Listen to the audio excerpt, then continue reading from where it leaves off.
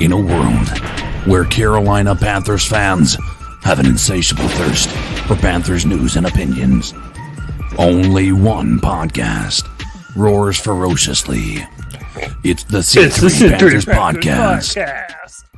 And you already know why you come to this show. You come here because this is your therapy session for days like today when the cardiac cats have put you into cardiac arrest and you're wanting to pull your hair out, dude. Welcome back to another edition of the C3 postgame show. Today's going to be a little bit different. Tony Dunn was stuck in some traffic, so we're not going to be able to have the cat calls today, or at least I wouldn't be able to show them to you without revealing everyone's number to the whole world. So in order to make up for that, I've got some good buddies joining me that you might know and love, man. I'll go through and introduce them real quick. Kevin Boshoven. Kevin, what's up, dude? Not much, man. Just disappointment. Super disappointing. Greg, the Bat Daddy here as always. What's going on, man? Man, after a game like that, this is all I got to say. Mm-hmm. Oh, crack open a cold one, man. We got a long show to talk about this. My man, Drew, all the way up there in Maine. Drew, what's going on, man? Nothing much, man. Another Sunday, another heartbreaker for Carolina. Yeah, man, you ain't never lied, dude. You ain't never lied. And then joining us from the side of the road, man, that's real dedication. It's Nick Montedero. Nick, what's up, brother? Dude, let me tell you something, man. It has been an interesting 350 miles so far.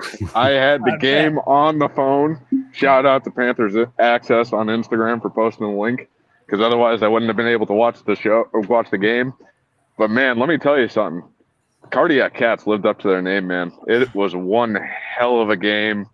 But, man, I have a lot to say about it. They definitely did, man. We have so much to talk about. But, listen, you guys already know we're going to do it with the best Panther fans in all of YouTube. I'm talking about Tin Tizzy, Ryan Ingram, Justin, JD54. You already know. What's up, brother?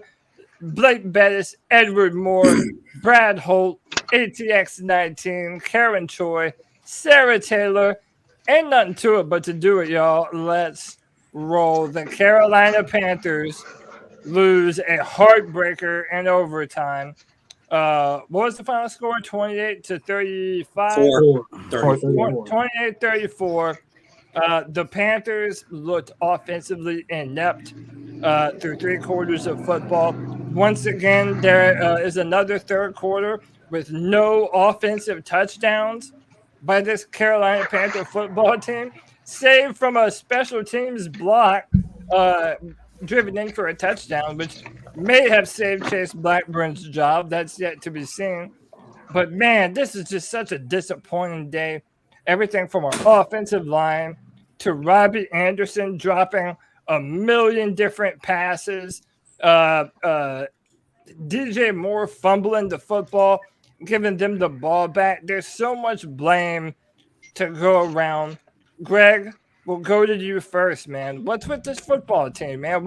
Why did the Panthers lose today?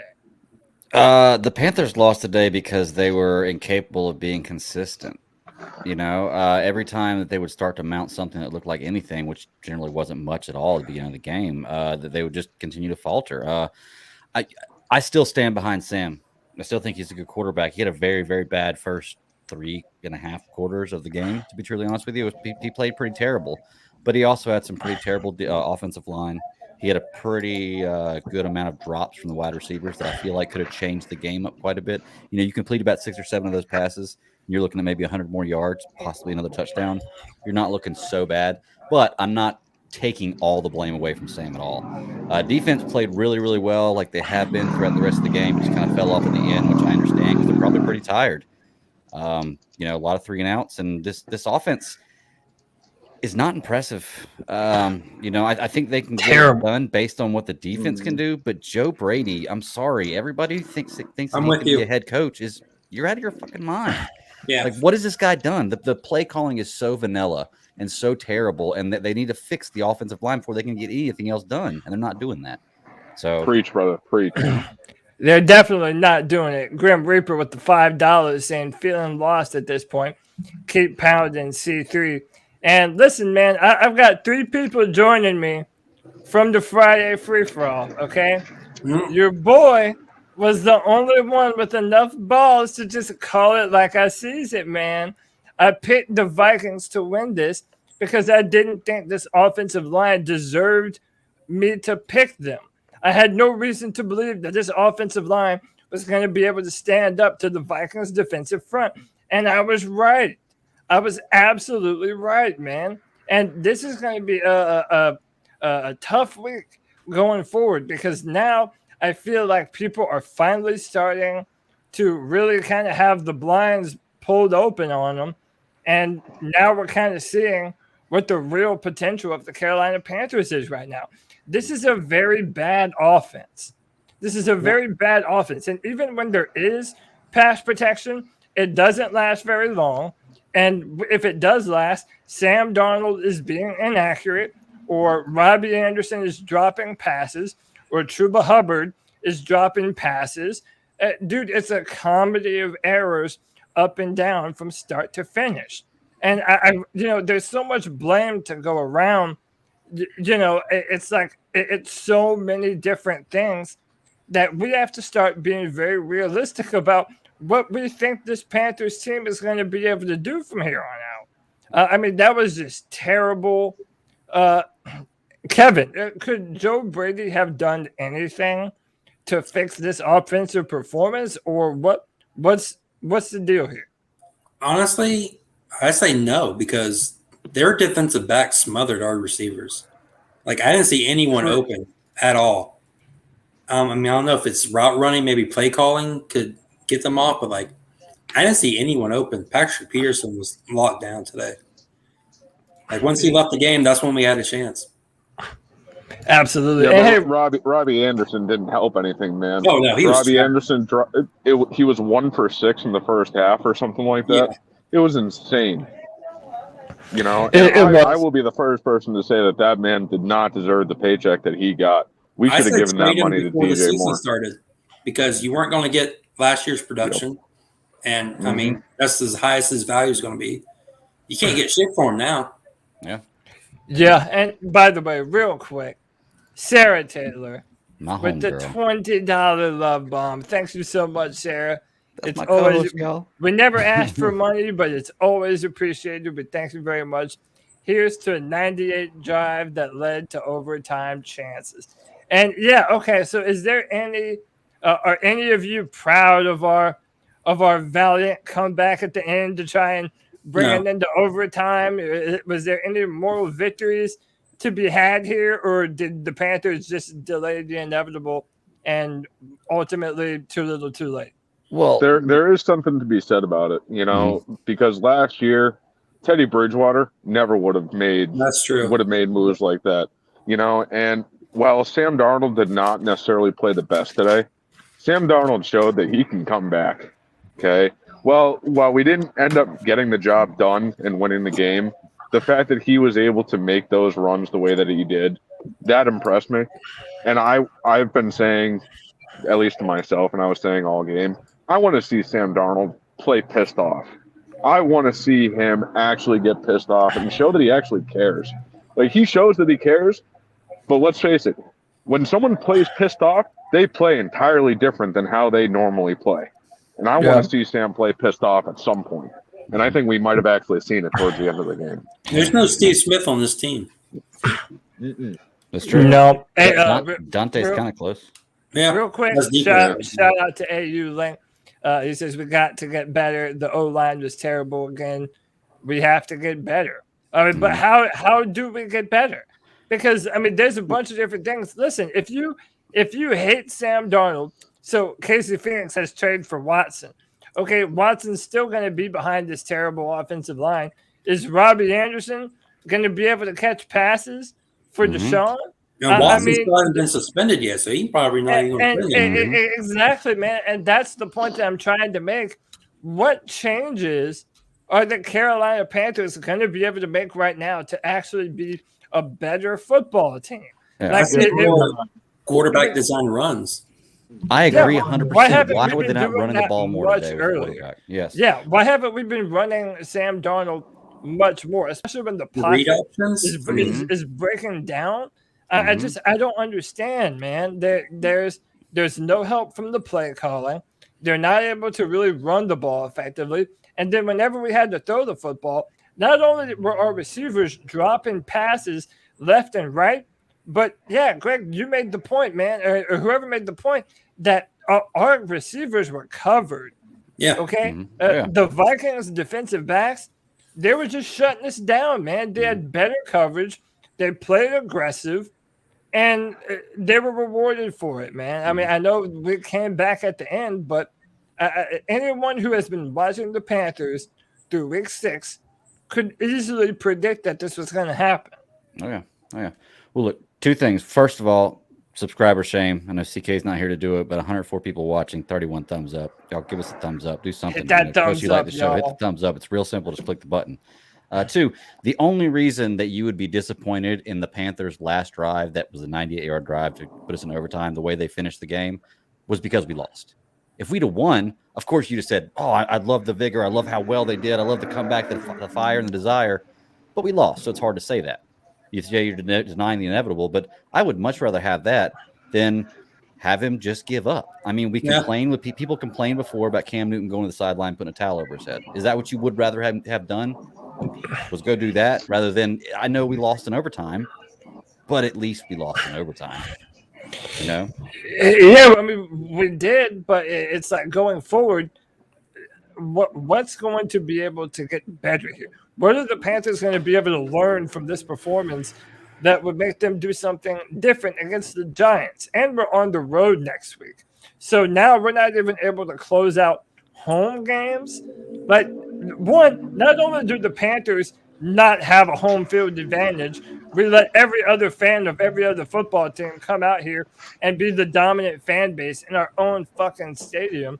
But then on top of it, man, it's like the team doesn't have any benefits to playing at home, man. This is the worst third quarter football team in the NFL by far, man. I think Karen Choi, it was in the chat room, said the Panthers have had 7 points in the third quarter in 6 games now. This was the 7 points. This game. That's abysmal. And it was because of special teams. It wasn't even because of our offense. It was because of special teams. And shout out to Frankie Louvu, because that man, he is playing for a contract and he deserves one. Absolutely. Yes, he is, man. Listen, Frankie Louvu has been wonderful on our football team. I was impressed with Jermaine Carter Jr. today. I felt like Jermaine Carter was flying around, made a bunch of big-time stops. And, dude, Dante Jackson. Yeah.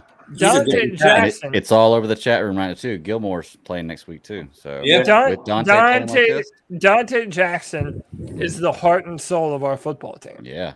I'm sorry. He just is. Although while he had a lot of really great plays today, he did have one really bad miss. Really, really, really bad miss. Yeah, but what am I supposed to do? It only resulted in like a 30-yard gain, which I know 30 yards is big, but I don't even know if they scored on that drive or not. Yeah, and true, but am I supposed to beat him over the football or beat him over the head with the football when he was the only one making big time plays for the defense today? It felt like. I mean, probably some great plays. Dante Jackson is playing with passion. And not a lot of other teams not a lot of other players on our football team are. Specifically but guys, where's Brian Burns? Say it, man. He might be hurt. I think say it, man. Say it. If he's hurt, then he doesn't need to be out there. I mean, he was going against a rookie, and we heard nothing. We heard crickets. Here's the thing to remember about our defensive line, at least on the ends, okay? On one side, you have Hassan Reddick, who has played absolutely amazing once again, okay? But then on the other side, you have Brian Burns, okay? So they're going to focus on one of the two guys. Now, Brian Burns should have come out and played a little bit more than he has, you know, and he really hasn't stepped up this season the way that we thought that he would, or at least the way that he did in the beginning of the season. But, you know, at the end of the day, we have two fast guys and only one of them is going to hit home, I'm okay with that. You know, if Brian Burns gets more attention than Hassan Reddick does, and Hassan Reddick can actually get home and make impact plays, I'm okay with that. You know, because at the end of the day, you got to have somebody that gets double teamed, and it's going to be Burns. It was quite a few plays that he was 1-on-1 with that rookie tackle, and he didn't win. He almost had that sack where he But beat he that almost had a sack. You're right. He always almost. And how many times are we putting the word "almost" together with Brian Burns this year? I agree. Exactly. I mean, how many times has he almost been in on a big-time game-changing sack, and he's just a $8 short, man? It continues to happen to him this season. Yeah. Most of his sacks come when him coming in and being unblocked. Yeah, and that's true, man. And listen, are we finding out that this football team just isn't as good from top to bottom as we thought it was? Because I said at the start of this year that it's a boom or bust season. The Panthers are either going to be really good or we're going to be really bad. And right now we look like a really bad football team. And even some of the guys that we thought were up for a big-time contract, like Brian Burns, like DJ Moore, they're not necessarily showing why they are deserving of a big-time contract, especially at the positions that they play. Receiver and defensive end, you're talking big-time change right there. And good. Sorry. No, go ahead, Greg. I was going to say, I think that DJ Moore maybe not this game, but I think throughout the season, he's proved that he's a number one and he deserves a big contract. Yeah, absolutely. I mean, he's like the number 4 or 5 receiver in yards this year, I think. Like he's well, maybe not after last week, but he was up there. Let's put it that way. He's proven his worth for me at least. Brian Burns has as well, but games, but you know, overall, he is a true number one. Yeah, we just don't. Brian Burns is the king of almost. The king of almost, Brian Burns is. I love him to death, but he's the king of almost. He always disrupts the quarterback. That's always a good thing, too. Hard to get that. It is. Yeah, it is. It is. I'd rather have that than not any penetration at all. Weird. It's not really weird. So, but this last drive we just had, the last drive in overtime, they got absolutely no pressure on Kirk Cousins. Mm-hmm. None. Where were the blitzes? Where was the pressure? There was absolutely. He sat back in the pocket. He scanned the field and he picked them apart. They were too worried about the coverage. They were too worried about them getting picked apart that they wanted to have extra defensive backs and extra players back there covering. They did, not realizing that Kirk Cousins is a surgeon. Is a surgeon when you give him a pocket and receivers that can catch the ball. Come on, man. So that's why you have to blitz him. I agree. They should have blitzed 100%. So Matt Rule today said Sam Darnold needed a little help from his friends and didn't get any. True. He also said to the football team, Matt Rule said afterwards that they're not the type of team that can win games without executing properly. Guys have to make plays when they have the opportunity. And you know what that's a roundabout way of saying? Absolutely nothing. Missed opportunities, y'all. Yeah, I was saying because that's true for any team. What he just said is true for any team. Ron Rivera never left this fucking football team. I'm here to tell you. We're still talking about missed opportunities. We're still talking about terrible offensive lines. We're still talking about a team that doesn't play its young football players. It's so annoying, man. Calling 2 timeouts back to back. Oh my gosh! I cannot. What a bonehead move. Chris Webber 2.0. Yes. Yes. So I had a tweet with his response to that. I'm trying to find it, but there was some justification for it. But man, and then how about this? Robbie Anderson was targeted 11 times. He was forcing the ball to him. He had 3 catches for 11 yards and a touchdown. Although one of them helped easiest the overtime. I will say he may have been forcing some of them in there to him, but he put those balls. I mean, I didn't see a pass to Robbie Anderson that wasn't catchable or that wasn't put in a pretty good position. So, not saying that Sam threw every ball perfect because he had some overthrows today and some missed throws, but to Robbie at least, I saw a bunch of drop passes that would have been decent gains or at least first downs had he caught the ball. Did I will Marshall? say Sam Darnold hung Terrence Marshall Jr. out the dry on. What about to say? Is he all right? Did he have like a concussion? He had a concussion. Yeah, well, last time I saw he was in concussion protocol. How is that an illegal hit though, y'all? He drove Because with he his hit shoulder his into his shoulder. to the helmet. Yeah, Was they it the flagged helmet? it. It looked like it was They the called the shoulder. flag. Yeah, he hit him in the helmet. That was Did a he? shoulder. Okay, okay. Yeah, Well, it was, I don't know, football hit. yeah. Yeah, I grew up with this football hit. Yeah. again, a lot of people are saying the stadium was pretty much 50-50 Panther fans, 50-50 Vikings fans. Yep. I heard the Viking chant on TV. Yeah, dude, I remember being so disappointed that we didn't have more fans in the stadium just because I wanted to hear a chorus of boos. Boo! Like, I wish that we had that in the stadium so that the coaches and David Tepper could hear how loudly disapprove of the bullshit that we're putting down on this football field, man. I see that picture on Twitter with them going around. He just looks miserable. You mean David Tepper? David Tepper, yeah, he's big time mad, man. I might be able to pull that up real quick here. Yeah, I got it. So see, guys, I think what we should do is we really need to start pumping Joe Brady up. Heavy.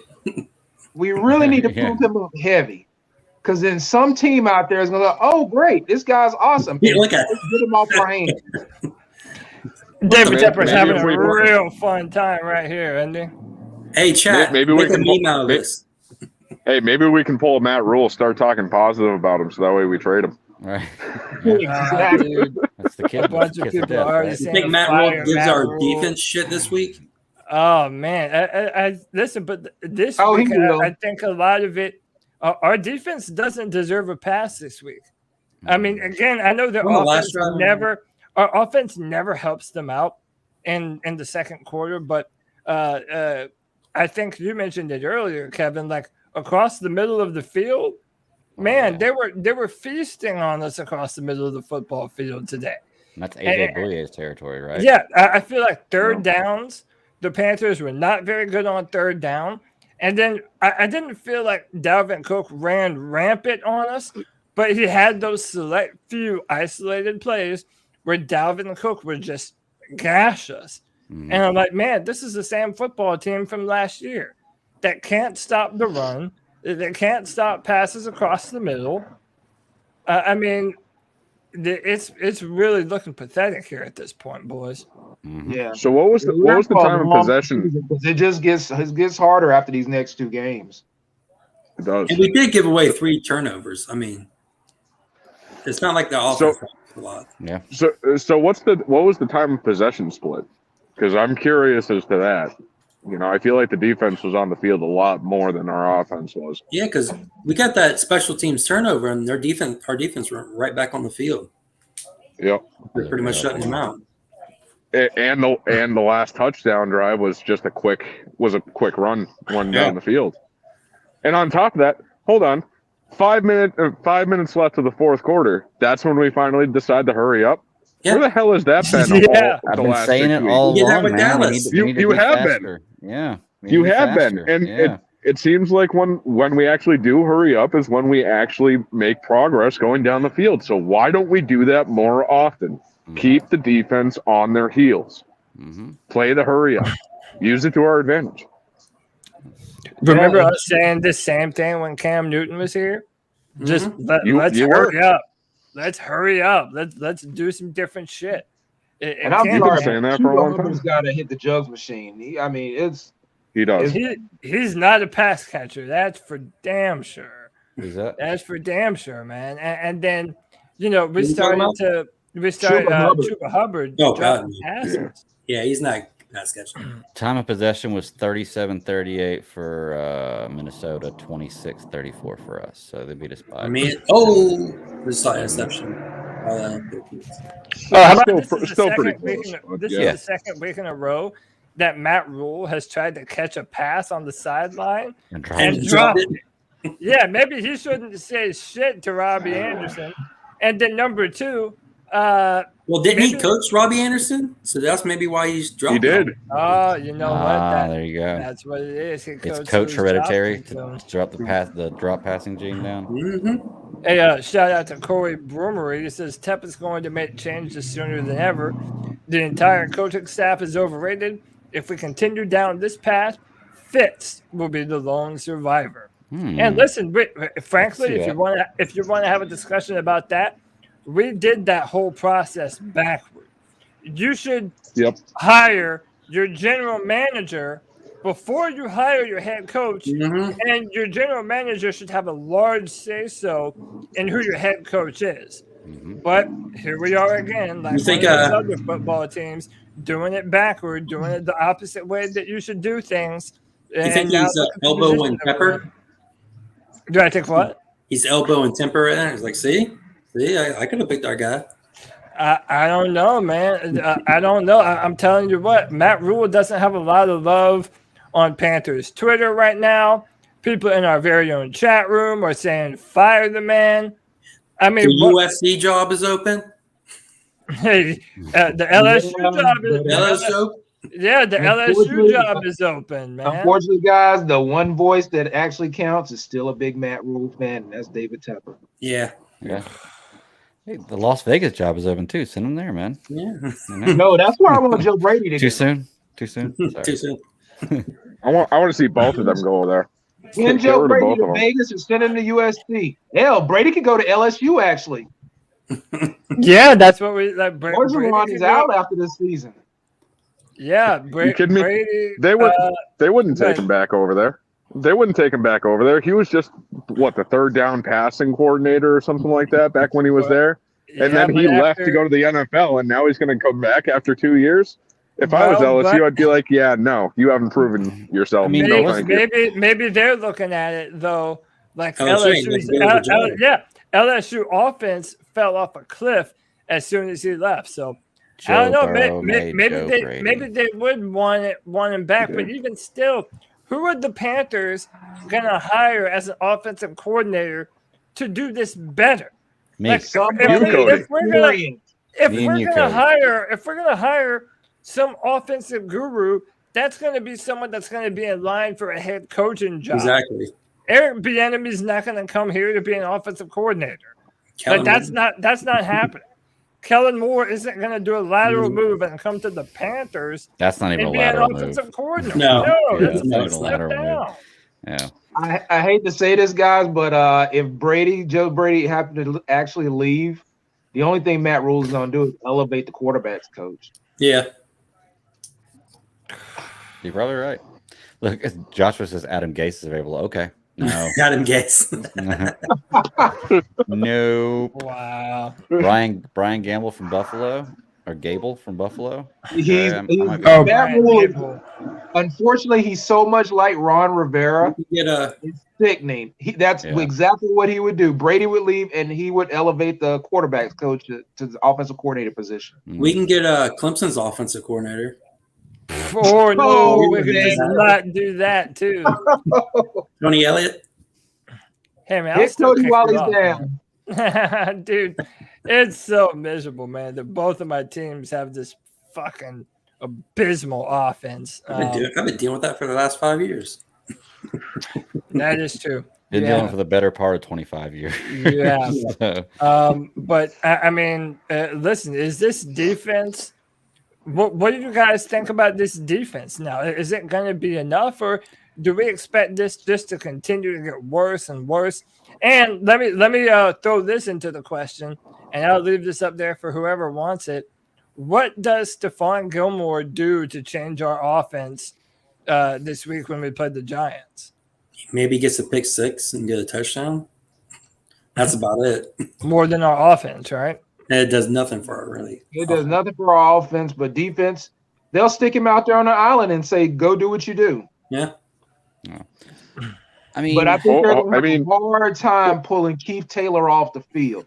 Keith Taylor has actually shown me a lot lately. So here's my thing on Stephon Gilmore, man. You know, he's been with the Pats for the last 5 years, 6 years, even longer. Has it been that long? I don't know. A while. Yeah. I know it's been a while, so, and the dude's played lights out. So I'm hoping that with him coming down to Carolina, that he can tell our coaching staff, which shouldn't need to happen, but let's say someone needs to tell him what needs to happen on a team to win. Because our coaching staff is just lost. Our defense, while it looks great in some aspects, in other aspects, we let up big plays. Today there was a lot of plays that never should have happened. And I'm kind of appalled that our defense played the way they 2 weeks. By the way, the Carolina Panthers today you're right. gave up 571 yards on defense. They gave up 570. It didn't seem like that a lot.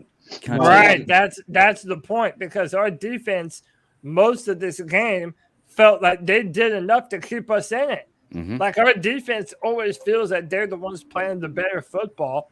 And it reminds me of last year when PJ Walker came in against Detroit. We actually had an aggressive offense, and then our defense pitched a shutout. I mean, it sounds so cliche, but complementary football is a real thing. Mm-hmm. It's a real thing. Your defense has to get turnovers, and then offense has to get points off those turnovers. Mm-hmm. When your defense makes big-time stops, your offense has to reward them by keeping them off the football field. Right. And the Panthers cannot do that to save their lives, man. Yeah. Can I tell you my biggest worry about Gilmore? Sure. When have you ever known Belichick to get rid of a player whenever they were still amazing? Tom Brady. Okay. I'll give you that. One for 26. I'll give you that. But seriously, doesn't he usually get rid of a player about a year or two for who? In all fairness, if you talk to Bucs fans, they'll also say Gronk too. Gronk. Yeah, I was about to say Gronk. Gronk retired. Well, Gronk was going to get traded. That's how he left. That's how he left New England. He retired because he was going to get traded to Detroit. Yeah. I'd retire too. But do you think Gronk would be the Gronk he is anywhere else without Tom Brady? And which, by the way, no, I don't even care for Gronk right now. So yeah, no. He only came back for Tom anyway. Yep. Well, one thing, good. I will say this though. Part of Bill Belichick's philosophy is that I'm going to give up on players a little bit too early than a little bit too late. Right. You know, which is what worries me about Gilmore. Yeah. And by the way, that's what David Gettleman wanted to do with Greg Olsen and Thomas Davis, and essentially that's what got him fired. Mac Jones just got fucked up. Good. I'm sure. Oh my God, he took a hit. I can't wait to see him get fucked up in person week 9. Who are they playing? They're playing Cowboys. Dallas just got a fumble after they hit him. Nice. But so, guys, who loses their spot in the secondary next week? Yeah, I mean, Pride looked good covering. I mean, how about Sean Chandler being juked out of his shoes by a fullback? Oh my God! By a fullback, dude.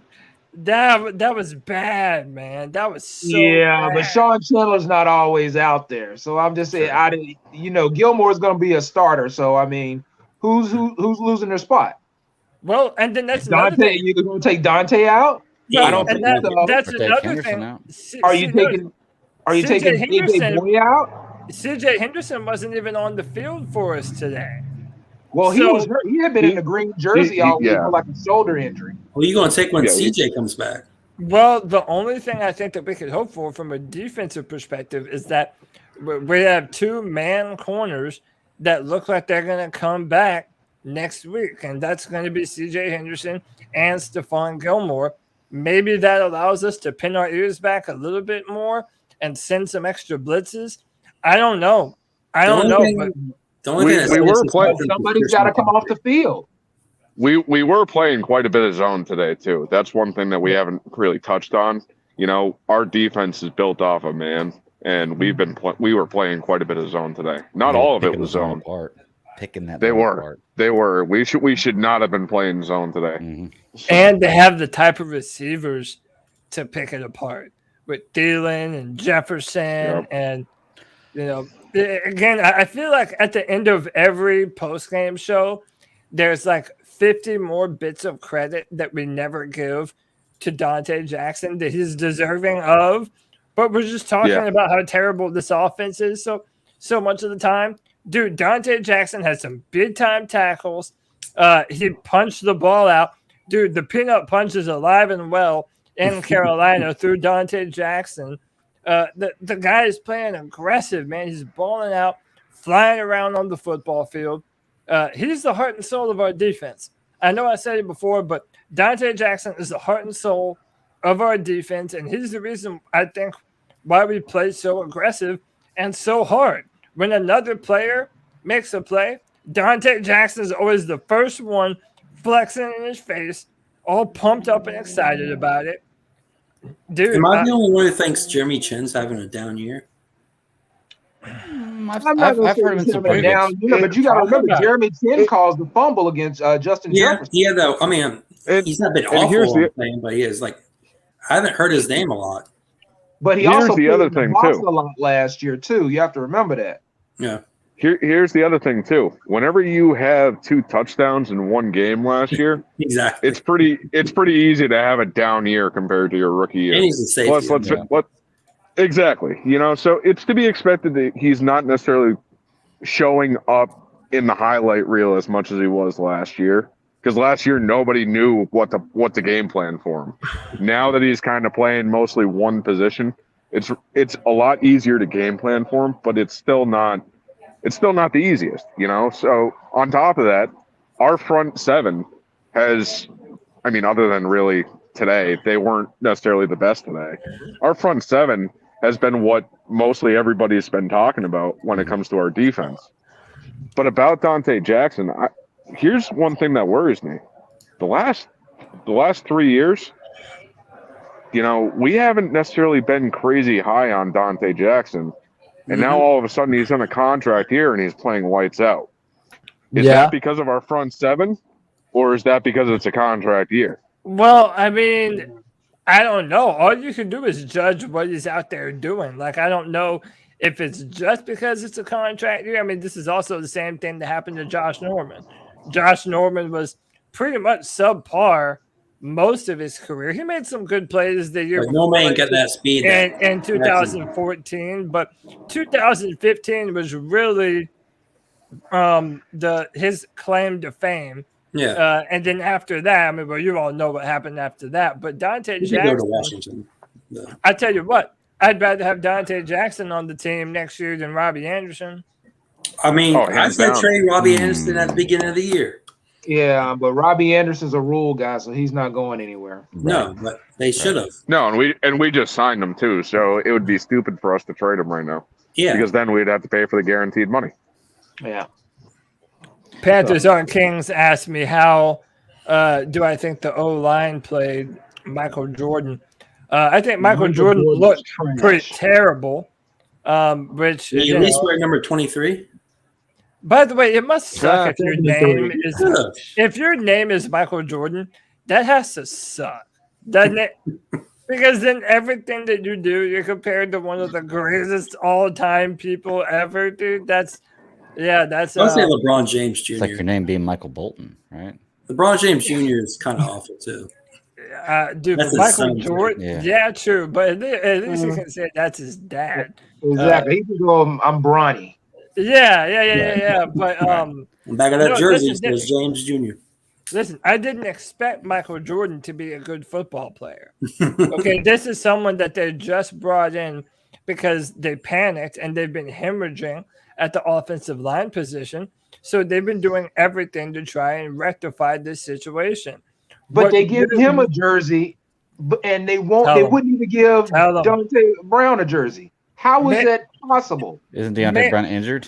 So he hasn't been all season. Yeah, but this isn't a brand new problem. The offensive interior has been trash, continues to be trash, and the rest of the NFL knows it. Dude, it's so dumb, man. They're making us so desperate. So we need somebody. Dude, the worst thing right now about this Panthers football team, believe it or not, is how outdated the philosophies are from some of our front office positions, man. When it comes to arm length at left tackle, when it comes to coaches choosing to not play young players, who we decide to sign. Dude, frankly, I mean, I know fans don't want to hear me talk about this yet, but if it starts to look like the Panthers are on a real downward spiral, I'm interested to see if Fitterer does set himself up for the draft. Does he trade away Robbie Anderson? Does he trade away? I wonder if he's already done that by putting Christian McCaffrey on IR. Exactly. Let's face it. They gotta know that the second half of our schedule is going to be an absolute nightmare for us. Mm-hmm. So why not put him on IR right now, so that way he can actually rest up and be healthy for maybe the last 5 games of the season. Yeah, or because that hamstring injury is going to stick around. And J Dub in the chat. I'm sorry, dude. I don't believe it, man. I don't believe that Deontay Brown being overweight is that much of a fucking problem. Oh, I'm thinking no, he's talking about Deontay Brown. Yeah, and Deontay Brown. Deontay Brown at Alabama was a people mover at 370 pounds. Like, why are they so intent on wanting him to be a 330-pound guard? Like, that might never happen for that man. Do you think it's like some guys just don't practice well and that's why they don't get to start? Like, some guys are just game guys. Like, they can't put on that high motor unless it's a game. Right now, listen, based on what I've seen from the coaches thus far, I have no reason to not believe that it's just ineptitude for why some of our younger guys haven't seen the field right now. I have no reason to believe it's any other reason. You know what I'm saying? Like, why? Jeremy Chin was a 3rd rounder, and they started him right away. 2nd rounder. We traded back up into this. Yeah, we traded back up into the 2nd round to get him. That's right. But I see your point. See your point. You're good. That's a good point. Yeah. And again, people. If we're tanking, what are we tanking for? Nothing. This draft is awful coming up. Are we tanking for a quarterback or a left tackle? Oh, are we tanking for a guard? Like, what are we doing? The Panthers have 1 pick in the top 100 of the draft. I think Bat Daddy's right. I honestly do. I think we're going to do something to either get a high 1st round pick or a second high 1st round pick. I mean, I think we're already going to have a high 1st round pick, but I think all the solid O linemen are going to be gone by the time it gets to us. I think we're trading down out of the 1st round. That would be stupid. That would just be stupid. I'm sorry. That would cause me to lose all my faith in the coaching staff. Knowing the fact that we passed. Go ahead. I was saying, knowing Fitterer, I just feel like he's going to trade down and eventually trade out of the 1st round. He might. It's a possibility. I mean, but when you have so many holes on this team, what if we're dealing with a top 16 pick? Like, you can't trade back. Like, what are you trading back for? I mean, we need so many different things on this team. Yeah, maybe you can slide backward and hope that you find a few gems. But as of right now, that hadn't worked out for us too well. How's Terrace Marshall Jr. doing this season? And again, I'm not going to write him off after his rookie season. But is he because we're stuck with Robbie Anderson at second? Is Terrace Marshall Jr. more useful to us right now than a left tackle would have been early in the 2nd round? No. How about Brady Christensen? That's our 3rd round pick. What use has he been to the Panthers this season? Did he play today? None. Because when the Panthers draft defensive players, they'll let them play right away.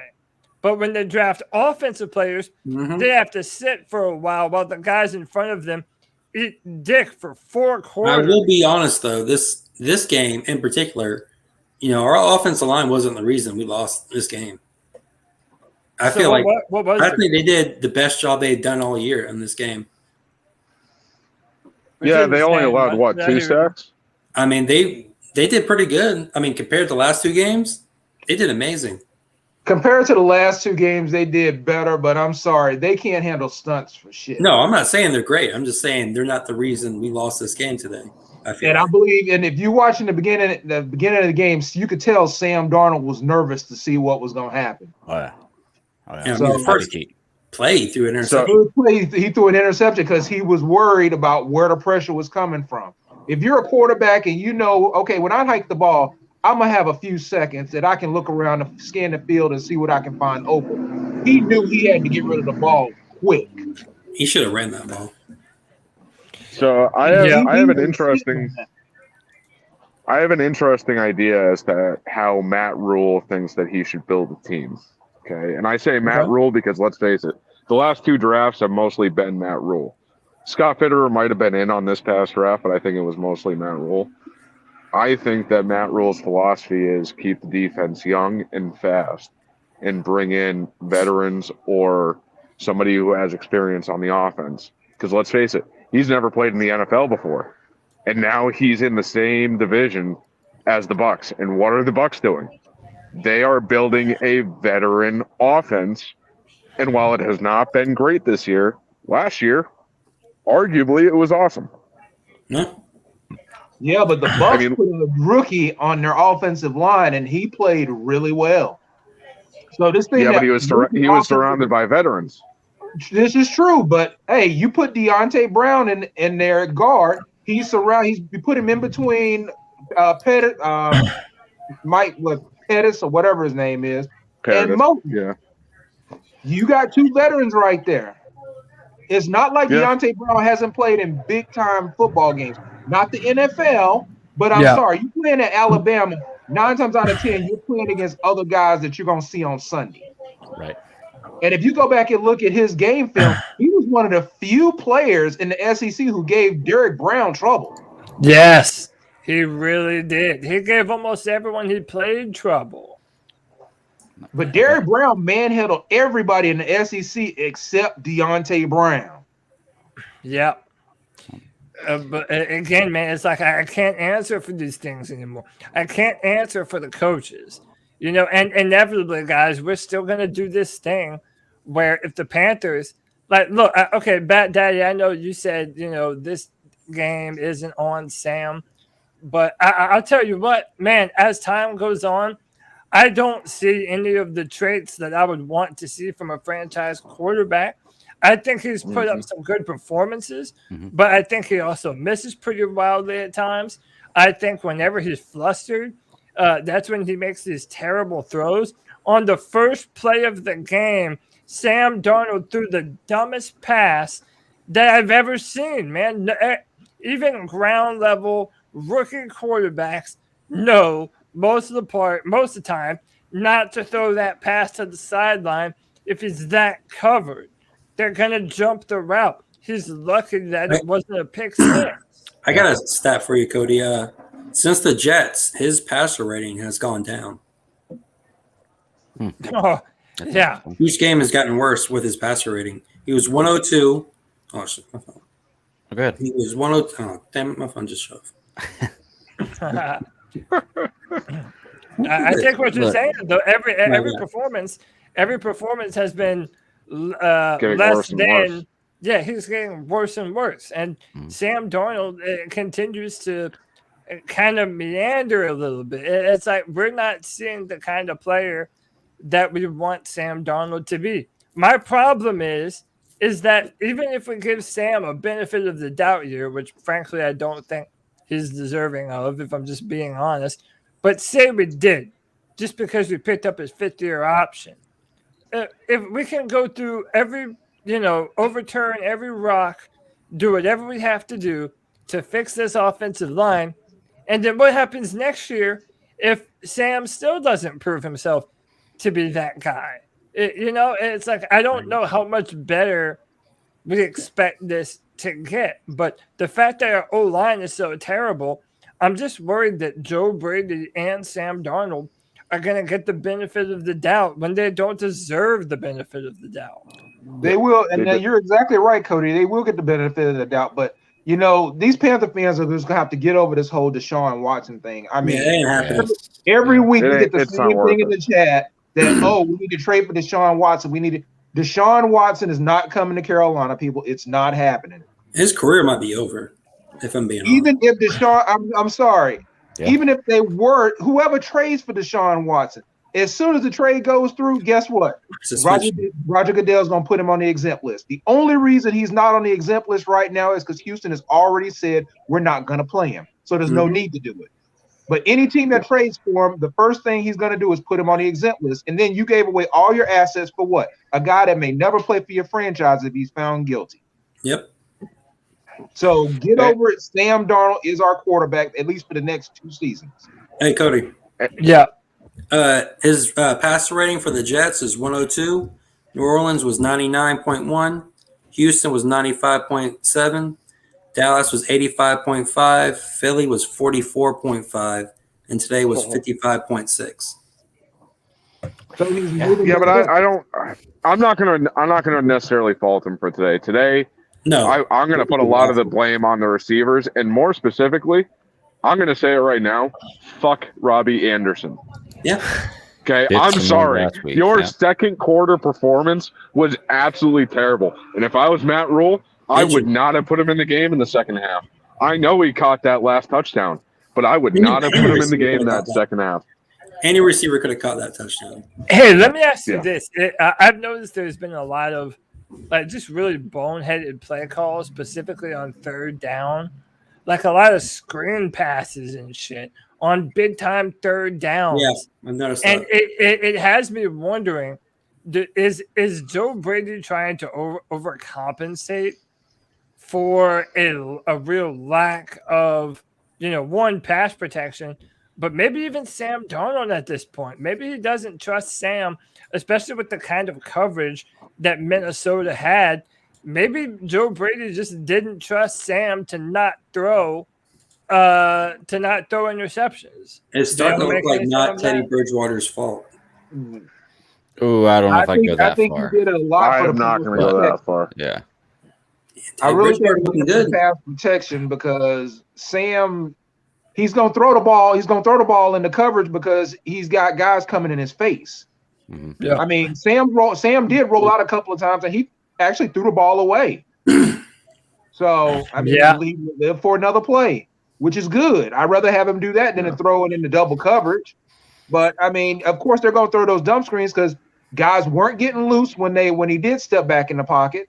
And when he did step back in the pocket, they were running stunts, and they were, as I said, hitting him right in the face. Yeah. There's 2 reasons why I will take Sam Darnold over Teddy Bridgewater all day long. First off, Sam Darnold, even though he's not great at it, will attempt the deep ball. Okay? He at least keeps us on our toes. Let's face it. When we finally see that ball in the air, it's like, oh, hey, something might happen here. And sometimes something does happen. Sometimes, a lot of times it doesn't. Okay? But the other reason why is because Sam Darnold can run. Okay, we need to do more of the designed runs. We need to tell Sam that whenever he is flustered or thinks that he is going to get flustered, to run your little ass off to get the play. Because our offensive line is not going to get us the play. The only person that's going to get us the play is going to be Sam or our receivers. And if our receivers aren't open, Sam needs to run. Sam needs to turn himself into Lamar Jackson. Yeah, I agree with that. But I do regret giving up a second rounder now. Looking at it, me too. Maybe a third rounder, I would have gave up. Hey, so this ought to be fun. Let me see what you guys think about this. Right quick. Let me let you hear from your quarterback. He was asked when Robbie Anderson and DJ Moore, when they struggle with drops, and tell me if you can hear it. Let me make sure the volume is all the way up here. Hold on. All right.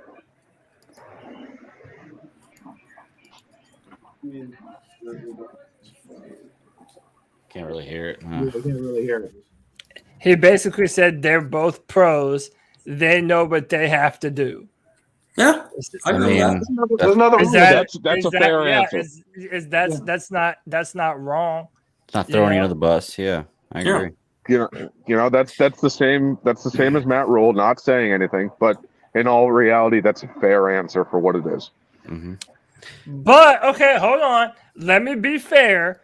As someone who was a noted Teddy Bridgewater, not hater, but I kept it real about Teddy Bridgewater. Is this in any way similar to when Teddy Bridgewater was saying, "Hey, DJ ran the wrong route in the end zone on the back of that one play." Is this not the same thing? No. Similar, yes, but I've seen Sam fall on the sword before. So, I'll give Sam a little bit more of the benefit of the doubt, whereas Teddy, I never once saw him fall on the sword. Maybe he did, and I just didn't see it. But Teddy Bridgewater notoriously never fell on the sword, at least from what I saw. And he didn't blame them for a play. He just said, hey, they didn't know what to do. And that's true, man. He said they know what to do. And listen, there was even that play, I think it was in the second quarter, where Sam threw a laser beam right on that inside crosser to DJ Moore. But DJ just, the commentator even made it sound like DJ purposefully didn't catch that ball because he knew he was about to be blown up. And, oh, man. I can believe that. I didn't like that announcer, man. That announcer, it was so funny. He's always giving this shit. He was talking shit so bad. He was like, "Oh, look, he didn't want to look like Robbie Anderson." Whenever the Vikings passed the ball, it looks like Robbie Anderson now. And then there was a couple of things he said, and I was like, "Wow, this guy's talking some serious shit." Well, Vilma is a former New Orleans Saint, so Jonathan Vilma. And before anyone from the chat says it, I don't know if you guys remember that play last year where Teddy Bridgewater basically did the same thing to Mike Davis, threw him right into double coverage, and Mike Davis was about to get lit up if he actually caught it. Mm-hmm. Sam Darnold is not doing that constantly. Teddy Bridgewater last year, there was plays in almost every game where he basically was throwing to guys trying to get him hurt, from what it seemed like. Whereas Sam Darnold, I can only think of one, maybe two plays this season where that has happened. Unfortunately, today was one of those plays with DJ. I feel like the players who we go against on defense has been pressing up on our receivers because they know that Sam doesn't have the time to throw that ball. Yeah, they know that Sam doesn't have the time, and I frankly think that it goes back to that thing where ever since DJ Moore has been here, there hasn't been a dependable quarterback.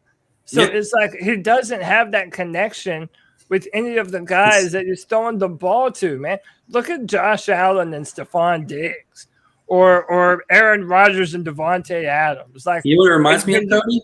Who? Steve Smith, his whole entire career. Hey, having to watch Matt Moore, Jimmy Clausen. I mean, you name it. And J381, I don't know what you want us to say, man. We've said that our receivers needed to play better. They needed to catch the ball. But we're not going to not give Sam his just due, man. Yeah. He's not playing well. And anyone looking to come in here and make excuses for one player or position group or another, there's enough for everyone to go around, man. There's enough criticism of our defense, even though we've all been very complimentary of them. There's certainly enough for the offensive line. There's certainly enough for Sam Darnold. And there's now plenty on our coaches. There are now legitimate gripes and legitimate criticisms about Joe Brady and our head coach, Matt Rule, man. And what did Matt Rule say about time and time again? What did Matt Rule say about Sam Darnold? You don't have to come in and be the hero. Well, he's not being the hero. I don't think I honestly don't think that's what they want Sam Darnold to be. I think Sam Darnold is a quarterback that's good enough to win a Super Bowl with, good enough to win a championship with, but never going to be an MVP guy. He's never going to be a top 3, 4, 5 guy. And I'm fine with that. You can win championships like that, but you have to build around him first. And they've done that, I think, for the most part, except for the most important part in the offensive line. Yeah. So, now, Cody, a couple of comments ago, Sarah Taylor made a comment about, the guys making talking about, we have to clean up mistakes and things like that. I'm waiting to see what the media is going to do because they used to give Cam Newton grief. Cam would come up to the microphone and say, you know what, I gotta do better next week. I can't make that pass. I gotta, clean this up. And they would give him grief. I'm waiting to see if they give Matt Rule and Sam Darnold the same kind of grief they gave Cam Newton about. They won't. I agree. They won't. You're absolutely right. They won't. They won't because Sam doesn't have the same attitude that Cam does. And Cam's attitude was the reason why he stood out as much as he did. But Cam's attitude was he wanted to win above everything else. He may have gone about it differently, but you could tell Cam cared. Oh yeah. Well, Panthers fans could tell that. But if I've you want seen to so many excuses for Sam Darnold not succeeding, but I've never heard anything like with Cam Newton. Yeah. And Cam never had the amount of weapons that Sam Darnold has. Oh, 100%. Nope. No. 100%. No. God, no. But again, how shitty is it that the Panthers quarterback position is a job where people go to die? It's like, it doesn't matter if it's Cam Newton, Teddy Bridgewater, Sam Darnold. It don't matter, man. They're all coming here, and ultimately they're going to look terrible. And you know what feels even worse about this loss today is that this is the third year in a row where the Panthers start off hot, and they have all of us up in the tizzy feeling like, oh man, we're going to be able to make a playoff push. We're a legitimate contender in the NFC South. And then the Panthers like, nah, bro, you thought wrong as fuck. Are we the new Falcons? Gotcha, bitch. Are we the new Falcons? I'll say that. We're never the Falcons until we lose the Super Bowl. We're the opposite. They did. We're the opposite of the Falcons. The Falcons start off cold and then they get hot, whereas we start off hot and then get cold. Exactly. I remember they used to start off so hot and then just flank out. Cody. Yeah, go ahead, Nick. I got a question for you, man. You remember whenever you were talking about Mac Jones in the draft, how basically you were saying that, the only way for Mac Jones to really succeed is if he had an awesome offensive line? Yeah. Could those same criticisms be said about Sam Darnold? Like, I know Sam Darnold doesn't have the accuracy that Mac Jones has, but I mean, it seems like the only way that Sam Darnold can actually perform is if he has a halfway decent offensive line. I say every quarterback.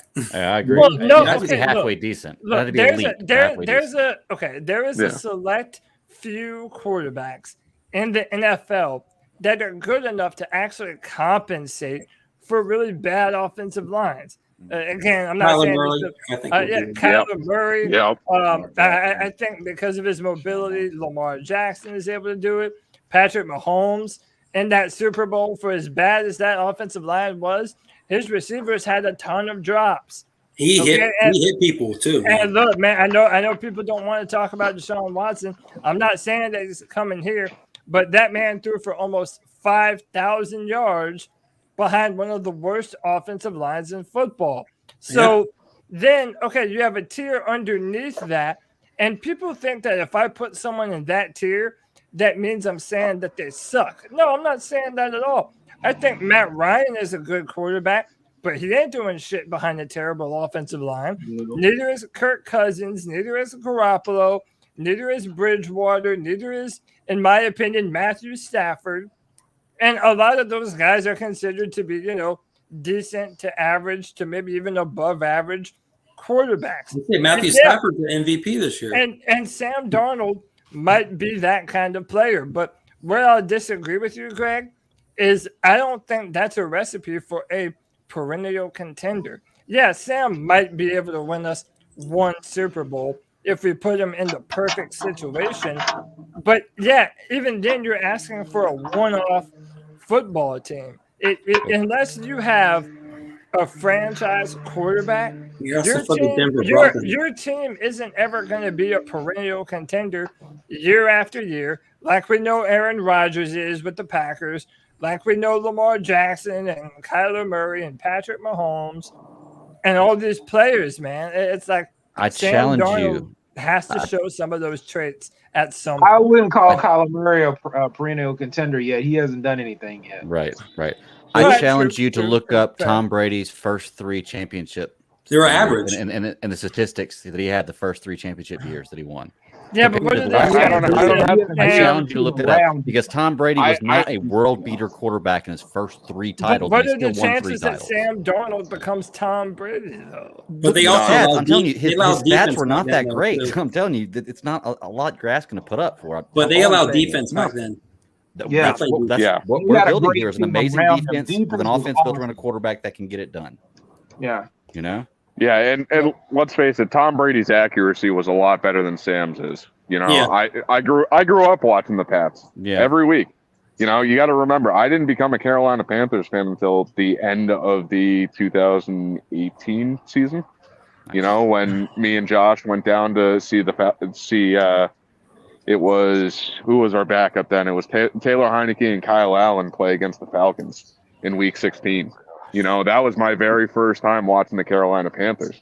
And that's when I fell in love with the team. And I have yet to see a winning season with us. I've yet to even go down and see a game where we've won. And I've seen 3 games so far, and I'm getting ready to go down and see a 4th. You know, I'm going to be very disappointed if I drive my ass all the way down from Massachusetts to see us lose to the rookie Mac Jones. And I'm going to look like a fool at work. That's for damn sure. Hey, man, you might want to prepare yourself now, dude. Yeah, man. It's not the Patriots defense is man. shutting down the Cowboys right now. I mean, is that who they're playing? The Cowboys? Yeah. Dude, how awesome would that if the Cowboys fucking ate it today? 14-7. It'd be good, but I hope they score a lot of points because I got Dak and Zeke on my fantasy team. So I'd love to see lose 45-46. That'd be awesome. Yeah, I'm gonna lose my first fantasy game this week. So I don't know how I'm winning because most of my talent is out. McCaffrey, Jerry Jeudy, Cam Akers, Debo's out for a bye week. And yet I'm winning. In both my leagues, I have at least 7 players on bye during Week 7 next week. So when I drafted, I just decided Week 7 was just going to be a loss. I don't have to worry about fantasy football next week. And Jameis 7 players on a bye is out. Is a bye week too. I'm playing a super flex, 2 quarterbacks. Mm-hmm. Both my quarterbacks for me. Yeah, Atlanta wasn't playing today, and New Orleans wasn't playing today. This was a big day for Carolina to take a big step in our division. Yeah. And instead, we took a big step in some dog shit, bro. Yeah. People are already flaming Sam Darnold, dude. Damn. Shout out to that Panther looks like a ghost too, man. That's a Panther. And that's the one that he drew. You're right. Maybe that's why he looks so surprised right there. Yeah. It's like, oh, dude, so embarrassing, man. Dude, how long are the Panthers gonna have to go through this? Where they just get our hopes up and then just to let us down with the quickness. That's what being a Panther fan's all about, man. Yeah. It's been like that since I was 13. I honestly feel this is going to be what we're going to be dealing with the rest of the season. I'm sorry, until they get that offensive line fixed, we won't be until next season. This is what C3 is going to be like the rest of the season. I said on Friday Free For All when we were 3-0. They said that we were ahead of schedule when it comes to this team. We're like, we weren't supposed to be this good. I mean, are we on schedule actually, and not ahead? I guess we're back on schedule. They worked on the defense. The defense is built up. Now this offseason, they'll work on the offensive line and trying to keep certain pieces of the defense. And next season, hopefully they'll come back and with a decent offensive line, and that's when we'll see them make a push for the playoffs. Maybe we take our offensive line and create a game called Squid Games and see which one comes out of it. Yeah. Hey, Greg, you need to jump off, bro? Yeah, man, I got to head out real quick. Sorry, something unexpected came up real quick. Yeah, you're fine, man. Happy you could join us, bro.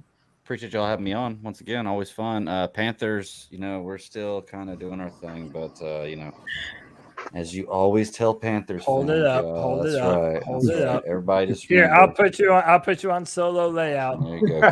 Keep pounding everybody. Okay, we're at this point. I'm two losses away. Thanks, man. I appreciate it. Good seeing y'all too. At this point, I'm 2 losses away from starting to one or get ready for the draft next year. Yep.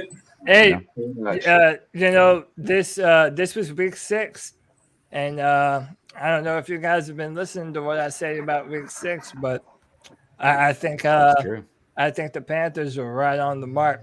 Greg, I appreciate you, brother. Glad you could stop in, man. Yeah, man. Thank you. Peace, man. Have a good one. Yeah, peace. And by the way, y'all, just in case you didn't hear earlier, I do not have a way to play the cat calls without showing everybody's number to the whole world. So until I figure out a better way to do it on my own, No cat calls today. They'll be back on Tuesday night. But if you have any questions or anything you want to ask or anything you want to say, drop them in the chat room while we still have you. I appreciate my free-for-all boys for jumping on with me and hanging tough, man. Definitely appreciate you guys, man. This Panther Brotherhood runs strong.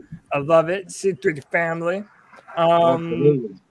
Yeah, man. Dude, what else is there to say about this football team? Y'all tell me. I got something to say. What haven't we talked about yet? I got something to say, Cody. Let me hear it. I don't know how many people are watching. I don't know how many thumbs up there are. But, it seems like this chat really has that fetish for shame. Oh, they do. Hit that like button. Hit that subscribe button. Your boy drove 350 miles yelling and screaming at the windshield watching the game. Pulled over on the side of the road just to be on this podcast. Hit the like button, guys. Subscriber shame, y'all. That's all we're asking. No one's asking you to pull over on the side of the road to hit the like button. You just got to do it wherever you're at right now, man. That's all we want you to do, man. Just don't do it while you're driving. Don't hit that like button while you're driving. Yeah, not while driving. Unless you're talented enough to do that kind of thing. By all means. Yeah, but shout out to Dexter Henderson for the 449 pounds. It was great seeing the Panther fans at the London game today. Need a fan base. It's not a fan base, it's a brotherhood. Not a great result, but keep pounding. Shout out to you, Dexter, from across the pond. We appreciate the love and support, man. Yeah, what are we not talking about? What do we need to discuss with this football team? I feel like we've kind of touched on it all, but I mean, listen, is there any hope? How about this? Is there any hope for the Panthers going forward? And Week if 9. so, what does it involve? What does it look like? Week what 9. has to happen for the Panthers to turn this around? CMC come back. Yeah. And honestly, even when he comes back at this point, he's coming back in the hardest part of our season. So I'm just like, we're playing Buffalo and Tampa twice, and we just got to hold up until then, until week 9. Hope we get. Unfortunately, guys, I say we get maybe three. Let's see. Right now, we won 3 games. I say we get 3, maybe 4 more wins the rest of the season. Probably. Dude, I think we beat the Giants. I think we can beat Miami. I think we can beat Atlanta. But with Atlanta, they always end up stealing one from us. So, but the rest of Buffalo, Tampa Bay, New Orleans is not looking good. I mean, by week 9, we're going to be a total different team with Gilmore, Henderson, and then McCaffrey back. I mean, if McCaffrey's back week 9. That's true. They could, and you know what? We haven't even talked. Yeah, about the whole that's McCaffrey what I was about to bring it up. Okay? Go ahead, man. Look, I'm pissed off. I'm pissed off at this coaching staff just in general. Okay, the very vanilla play calls on offense, not using Sam Darnold's best weapon. Okay, as much as we have, which is obviously his legs. Like his arms. Okay. His accuracy isn't necessarily there. He has the option for the deep ball. But his legs are his best asset. And his legs are the only thing that's actually kept us in games. Okay? So, the fact that our coaching staff has been very vanilla and the fact that they waited until yesterday to put Christian McCaffrey on IR, what the hell is that shit? Yeah. Like, seriously, why would you not have put him on IR right after the hamstring injury? I mean, looking back. And look back at the All or Nothing series. You had Dave Tepper yelling at Ron Rivera, saying that something needs to happen here. We can't keep doing this. And yet, it's 2 years later, and we're still doing the same shit? Mm-hmm. With a new coaching regime. Dude, what the fuck? That is the saddest thing in this whole, that we had to wait 1.5 years to realize that we didn't escape all the things that we thought we were escaping when we fired Ron Rivera. Like a lot of these same BS tendencies, man. That does not spell out to be good for the Panthers going forward. Not even a little bit, man. And then again, okay, my take has been J.C. Horn is going to be a really good football player. And I'm not coming off of that. I think J.C. Horn's going to be a damn good football player. Oh, he's a lights-out corner. But if Sam Darnold is going to cost $18 million last year, you passed on Justin Fields, which I don't know how he looked today, but he has some good plays. He had some good plays, but then also Rashawn Slater and J.C. Horn is injured. He's not even playing for the football team right now. Mac Jones is 7 for 7 for a touchdown. Yeah, then you add on top of Terrace Marshall Jr. is hurt, and people have been criticizing him for not either doing enough on the field or Joe Brady for not getting Terrace involved in the game plan as much. Yeah, I kind of think that's what it is too. And then, like I said earlier, Brady Christensen, our 3rd-round pick, the coaches refused to play him. So it's like our 1st, 2nd, and 3rd-round picks in the draft this year are ostensibly doing nothing for us. Well, you hear the announcers say we had no dump off for Sam. That would have been Christian McCaffrey. We had not even in Chuba. Chuba can't catch. Chuba can catch for shit. I guess you put Tommy Chimmel back there as a fullback. One other thing, guys. I know where everybody's like, okay, well, Christian McCaffrey will be back at week 9. He'll be back. Are we going to take bets on if he makes it the rest of the season when he does come back? I think better. Yeah. He better. I mean, last year we were talking the same thing about Dante Jackson and his foot. And as people were saying earlier, Dante Jackson's in a contract year. Things get very different once you get that contract.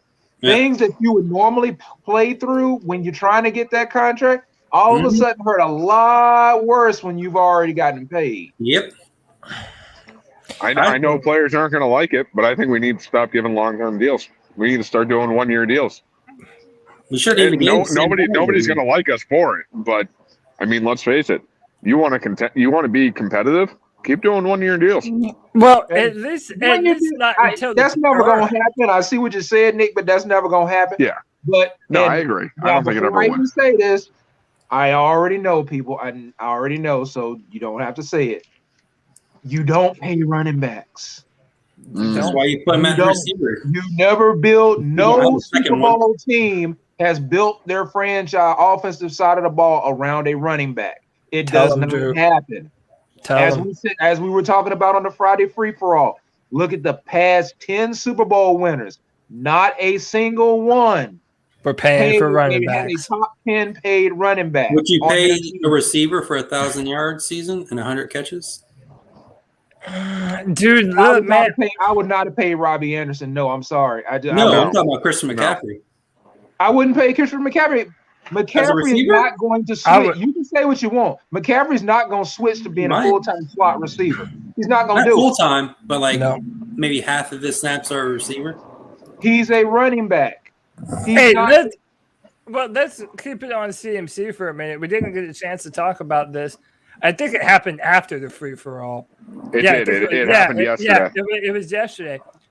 Why did the Panthers wait until right now to put McCaffrey on IR? Why didn't they already do it after he got hurt against Houston? So that way this Vikings game, we could be hoping to have him back by the time we play the Giants. Because instead we had him limited in practice. And listen, I think that they're afraid to say it, but I think he re-injured himself when he was limited in practice. Yeah, man. I think that he re-injured himself. They tried to force him back into the offense because the Panthers are, quite frankly, the Carolina Christian McCaffreys. We are 0-3 without man on the field. Mm-hmm. So they're like, hey, we have to get Christian McCaffrey out on the field pronto because we have no offensive identity outside of him. We don't, and that's on Joe Brady. They didn't put him on IR back when he got hurt in Houston because the trainers were telling the coaching staff that it's mild and he can be back in a couple of weeks. There's no reason to put him on IR. And as you just said, he went out there in practice and he re-aggravated it. And at that point, Matt Rule had no other alternative than to say, okay, we're putting him on IR and we can leave it at that so we don't have to talk about it anymore. Hey man, not only is the ghost of Ron Rivera strong in these Panthers halls, but the ghost of Ryan Vermilion's still here too. Ain't that a bitch? We're charting out players that are still hurt when they shouldn't be out there. Man, dude, it's so dumb, man. It's so disappointing that we thought we left all of this behind, and yet here we are talking about it even still, dude. So I honestly at this point don't know how you fix this team. I mean, we've already made our bed at this point. As I said, Christian McCaffrey's here. He's our running back. He's not. Unfortunately, he's not going anywhere. So we've made our bed. I don't see how you fix this. This year you can't. This year you can't because the biggest issue that we have is the offensive line, and that's going to cost way too. No, you can draft it, but that's not an issue that you can fix mid-season. No, that's an issue. But even then, if you're talking about fixing it during the draft, we're gonna have to trade down. We're gonna take our first round pick and trade back because we have no second round pick. We have no third round pick. Mm-hmm. Do we have a fourth round pick at this point? Yeah. Yeah, okay, we have a fourth. You think we trade back up into the second or third? So basically, we have a first, a fourth. I think we still have a fifth and a seventh. We might have a bunch of sevenths because we got like Teddy Bridgewater, some other people we traded for a seventh. So basically, what we're gonna have to do is we're gonna have to trade down. Hopefully, well, I'm not saying hopefully we'll be bad because the way it's looking, we are gonna be bad. Greg Little. We trade from the top 10 or the middle part of the draft back to the back end of the first round, and we may pick up a first round pick the following year and a second round pick. Maybe a fifth rounder from New England. We get a comp pick from New England if Gilmore leaves. I'm not trying to change the subject here, but I hope that we at least get Horn back for one game while we have Henderson and Gilmore on the field. If we have unless we make the playoffs, Horn's not coming back this year. It's entirely dependent, man. If we were talking about the Panthers being a legitimate playoff team, then I'd have been all about it. I definitely want JC Horn back. But if it's looking like this season is already in the tanks, dude, stuff him for next year.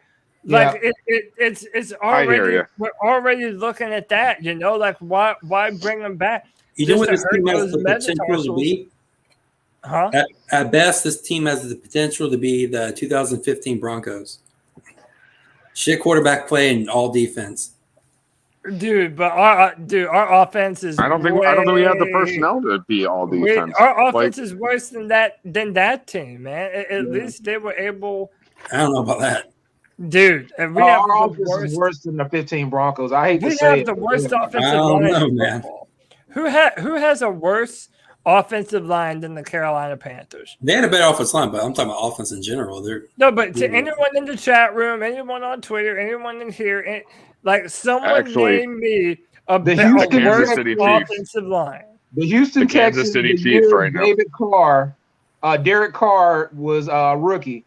That was a worse offensive line. I think he got more than anybody in NFL history that year. Yeah, and right now the Chiefs actually have a worse offensive line than us. Really? Yeah, it's their offensive line is terrible. Like if it's not as bad as, I'm pretty sure they're worse than us. There goes that trade everybody was talking about. Carolina getting an offensive lineman from Kansas City. Yeah, but that's the offensive lineman that we wanted is injured right now, Michael Schwartz. Yeah, he has back issues. Mitchell Schwartz. Oh, that's right. He is a free agent. I'm sorry. You are right. I forgot about that one. But I thought that was the one that everyone wanted. Yeah, he is, because somebody messaged him on Twitter and tagged the Panthers in it, and then he gave a shrugging emoji when they asked why he hadn't been signed by Carolina, and he just gave a shrugging emoji. But I mean, is that really going to fix things? No. I mean, it's really not the tackles at this point. The pressure is coming from up the middle. The interior.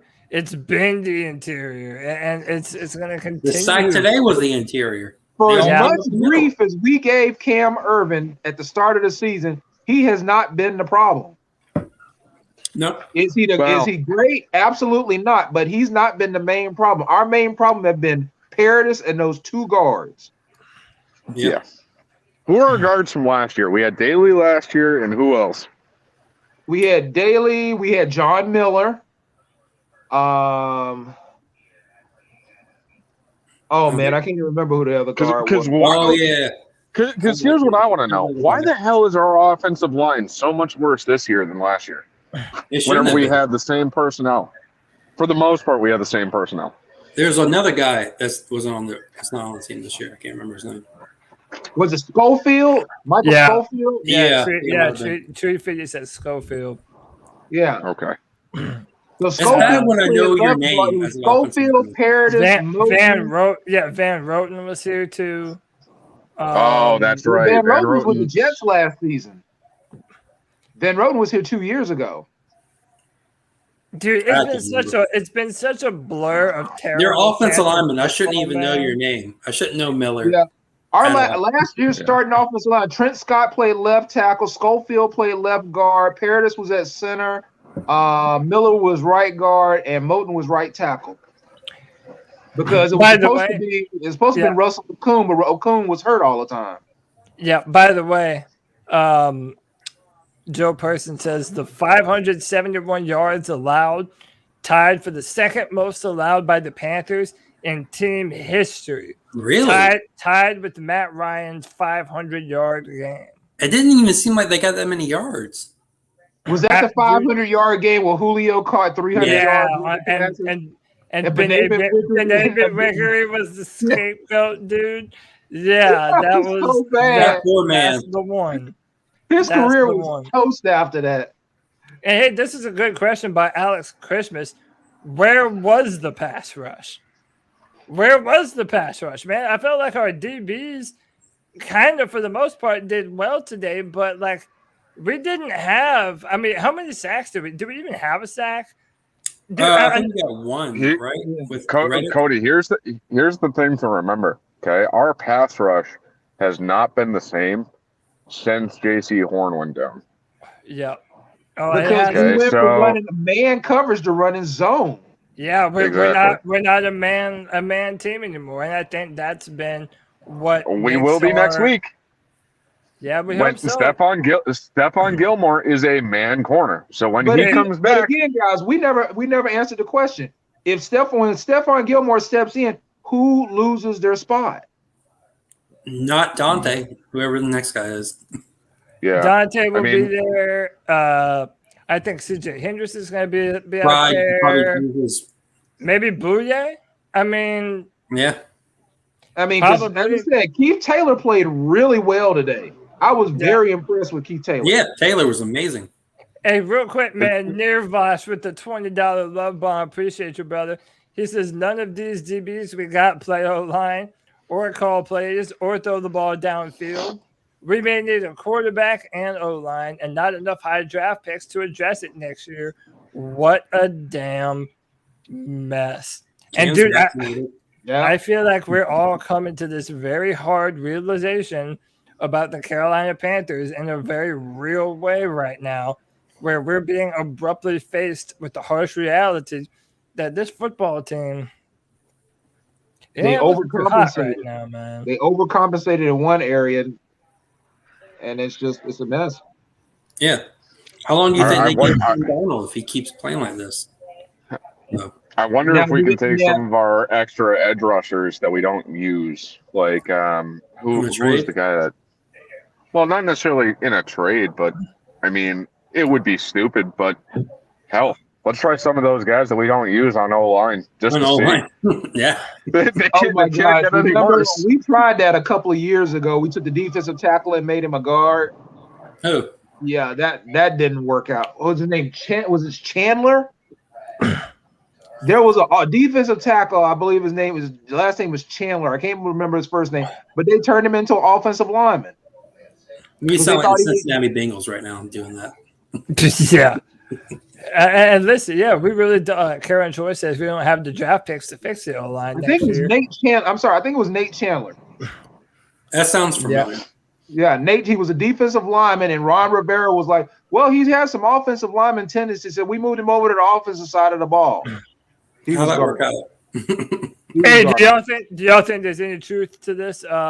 Mark Llewellyn says this defense is easily fixed. It's just fix the big issue is no man corner, which we're getting back soon, and no Shaq Thompson. Our offense, time of possession, tired out the defense. And yeah, this is something that we said too, that we're not playing complementary football, and that our offense doesn't let our defense get off the field. Plus, our defense held them to a 4th and out, blocked a punt, returned it for a touchdown, and then went right back on the field. And they scored. So I mean, but even when our defense was playing well to start the season, we have yet to see an offensive performance that gives us any shred of hope about what this team might be, man. And it's like there are no players to trade for right now to fix it.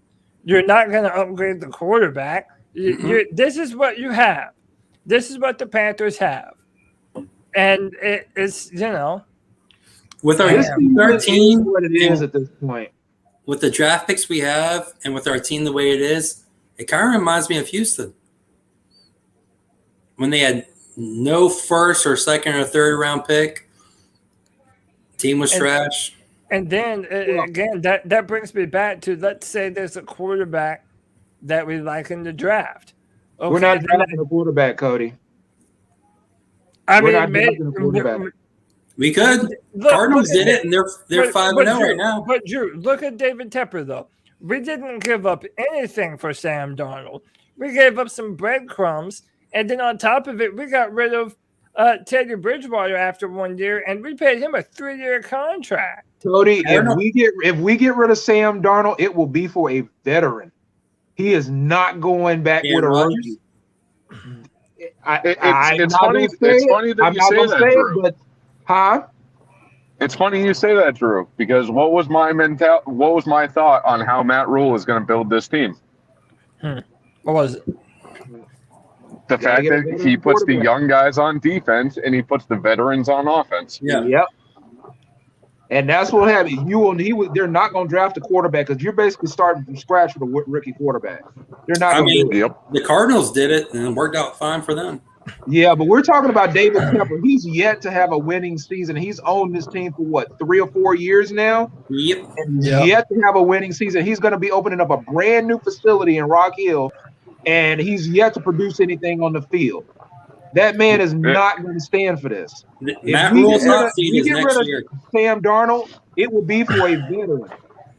And if I'm going to tell you, if this is Aaron Rodgers' last season in Green Bay, I say they find a way to move on from Sam Darnold. They build an offensive line, and they say, look, we've got a young defense. We put an offensive line here. We've got offensive weapons. You got to put the offensive line together first. You take over the offense, and you run it.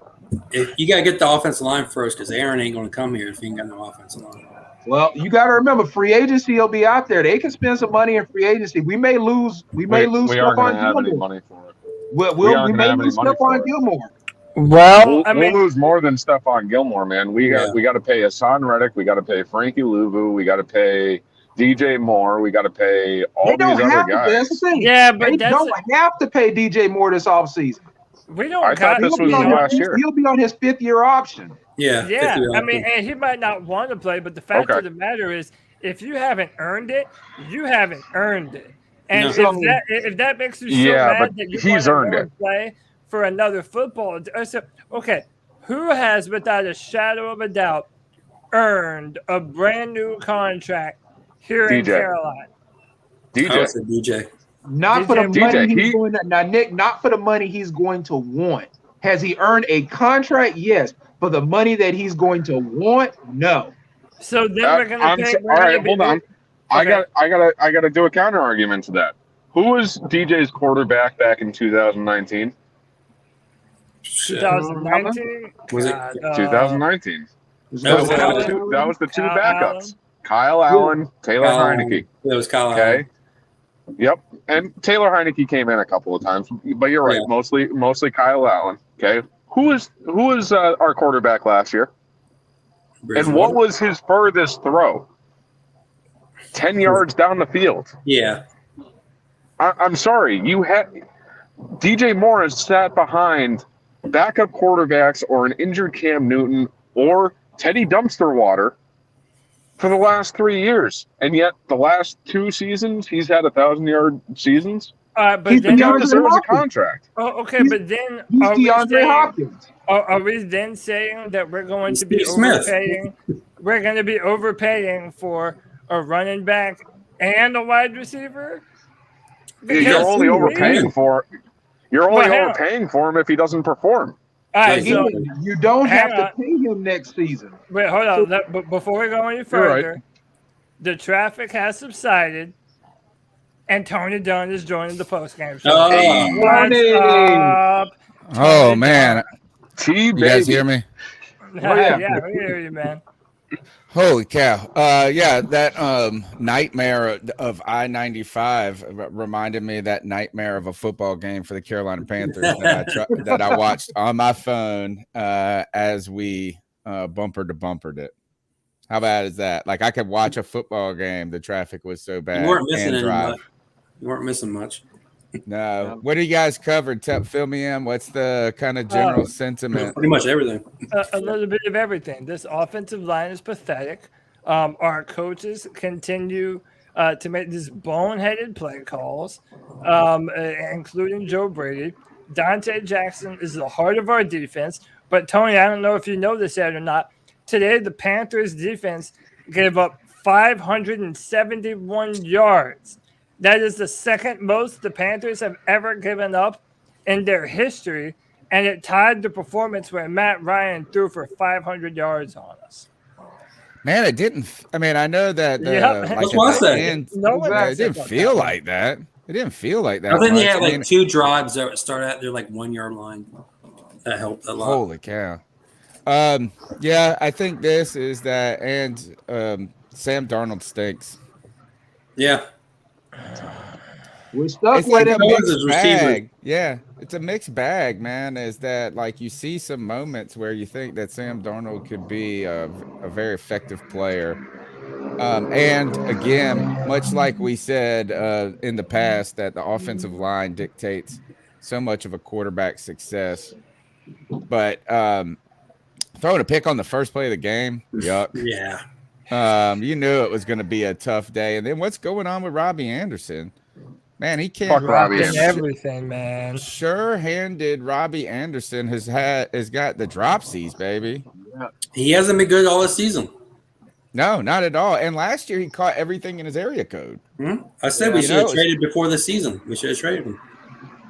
Did you guys see Curtis Samuel, though? Is they're about to shut him down for the seison?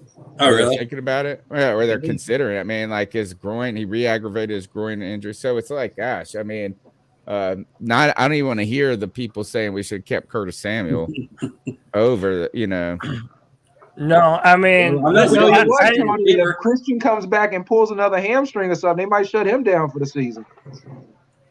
We really Were you able to get the calls to work, Cody? Nah. Not without showing everybody's number.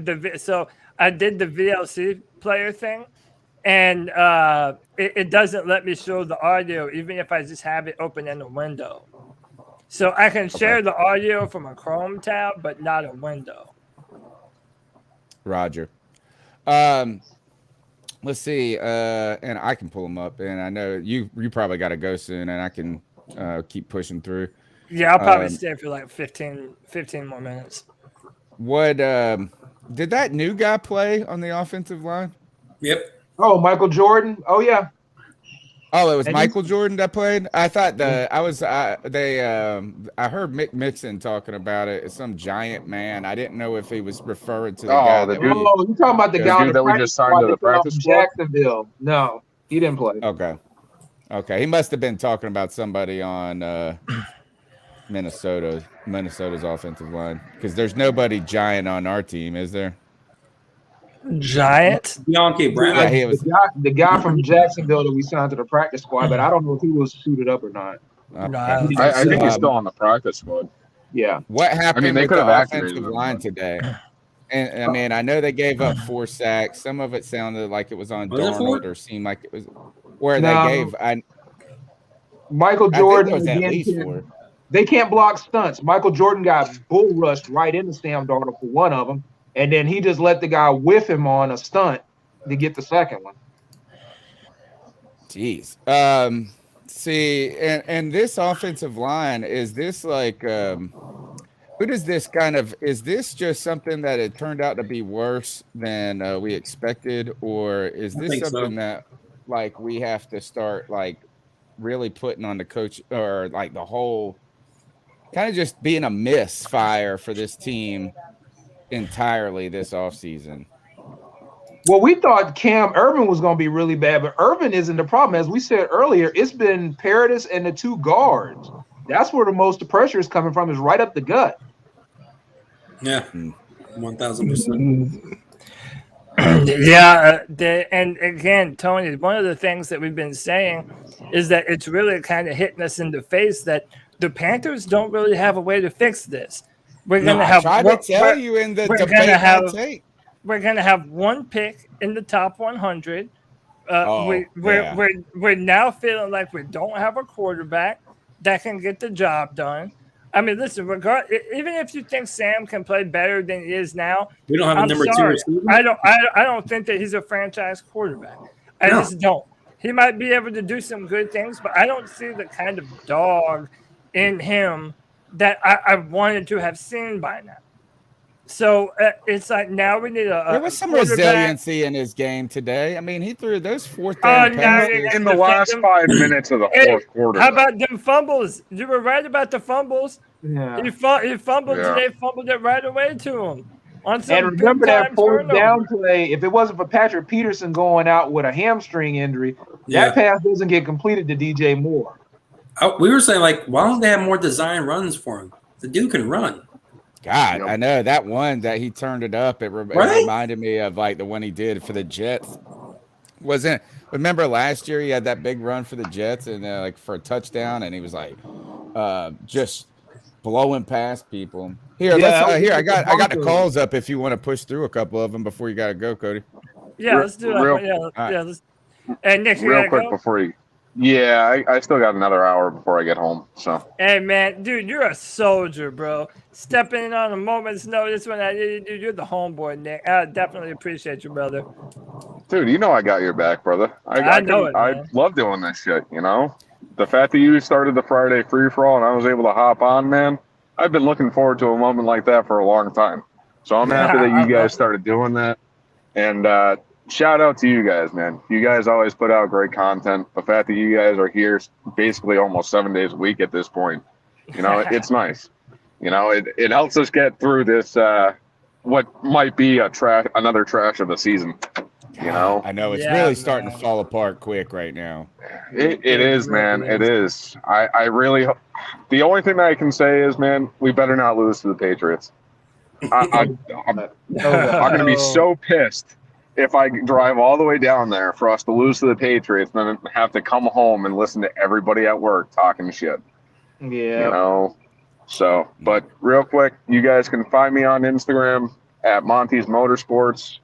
Check out Josh from Mass's podcast, the Third Down podcast. He drops 2 episodes a week. It's always great content. And guys, I will see you guys on Friday.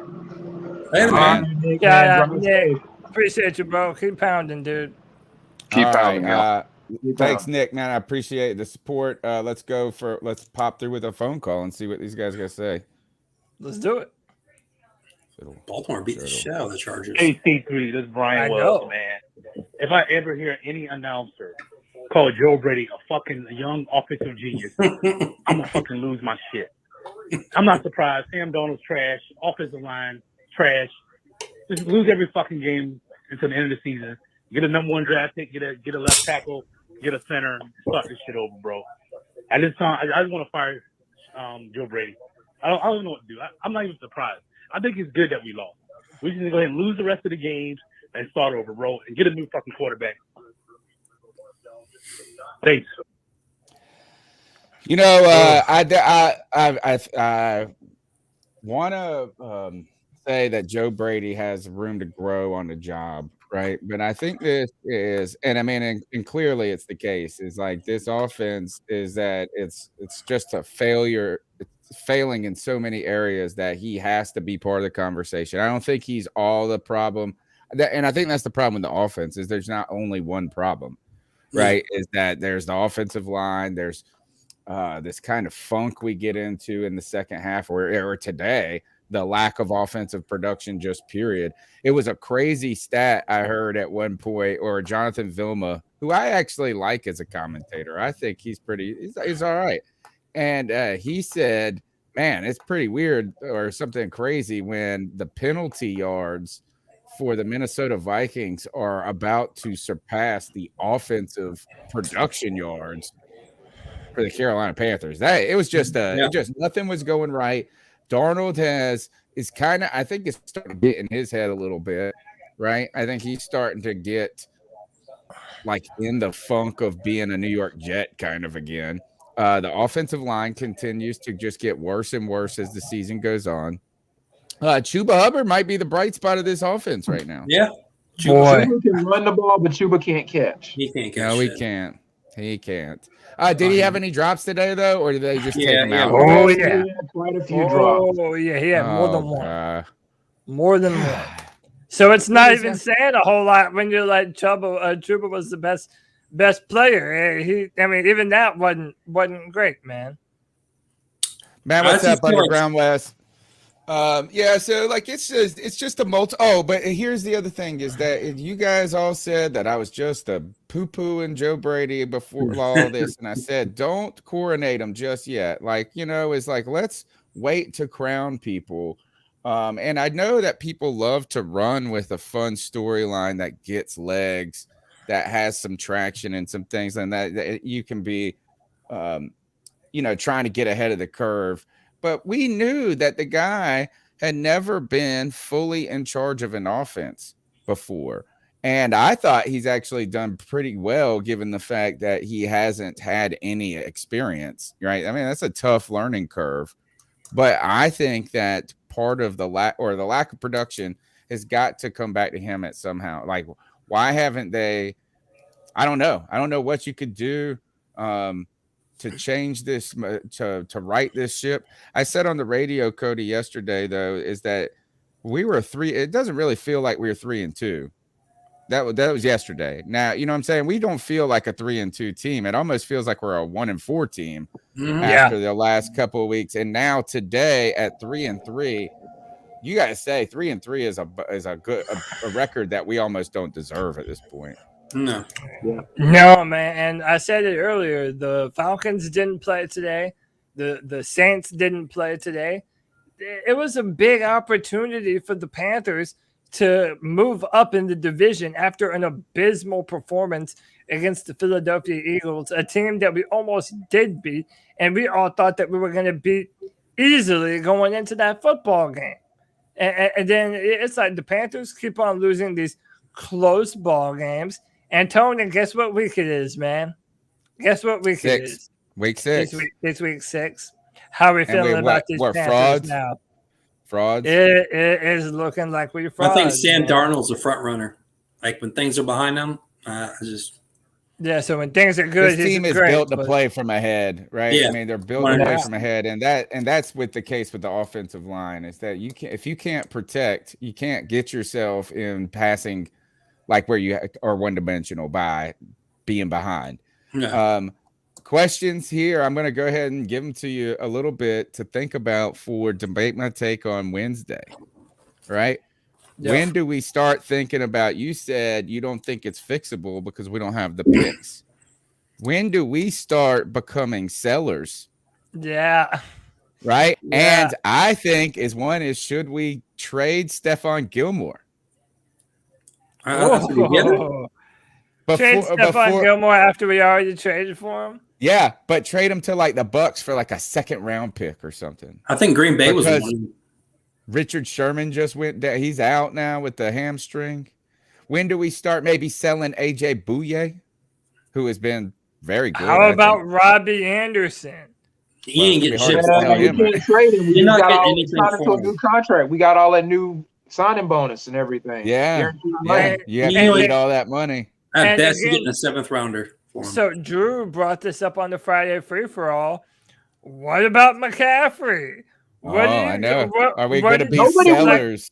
Nobody wants to hear that. But if you look at the over the cap, look at the post-June trade. If you trade Christian McCaffrey after post-June next year, we take a little bit of a hit, but after that, it comes down. But what do you get for him? Dude, at this point, I sell him for a bag of peanuts. He's not playing. Come on. Oh, wow. Come on, man. God, would you shut off Thomas Davis before this injury? You say come on, but what are we getting out of him now? Look at I'm on Drew's side right now. Look at Zeke right now. I'm on Drew's side, if man. If he's not on the field helping us win, what good is he to our team?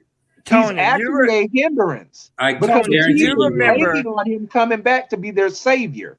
You need to rip the Band-Aid off and take him out of the equation completely. McCaffrey's gone. There's no more Band-Aid. This is what we have. You need to work with it. Tony, you remember after we signed Christian McCaffrey, you remember that I kept it honest. I love Christian McCaffrey, the player. I think he's incredible. But I don't care if he went 2,000.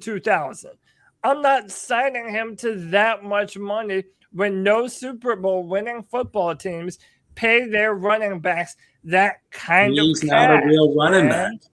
Yes, he's a receiver running back. Tell that to the yards receiving, 100 catches. But Kevin, available is my issue with him. I think Christian McCaffrey is great. Trust me. If McCaffrey was healthy and he was on the field, absolutely. Do I hate the contract? Absolutely, I hate it. But I would have him on my team.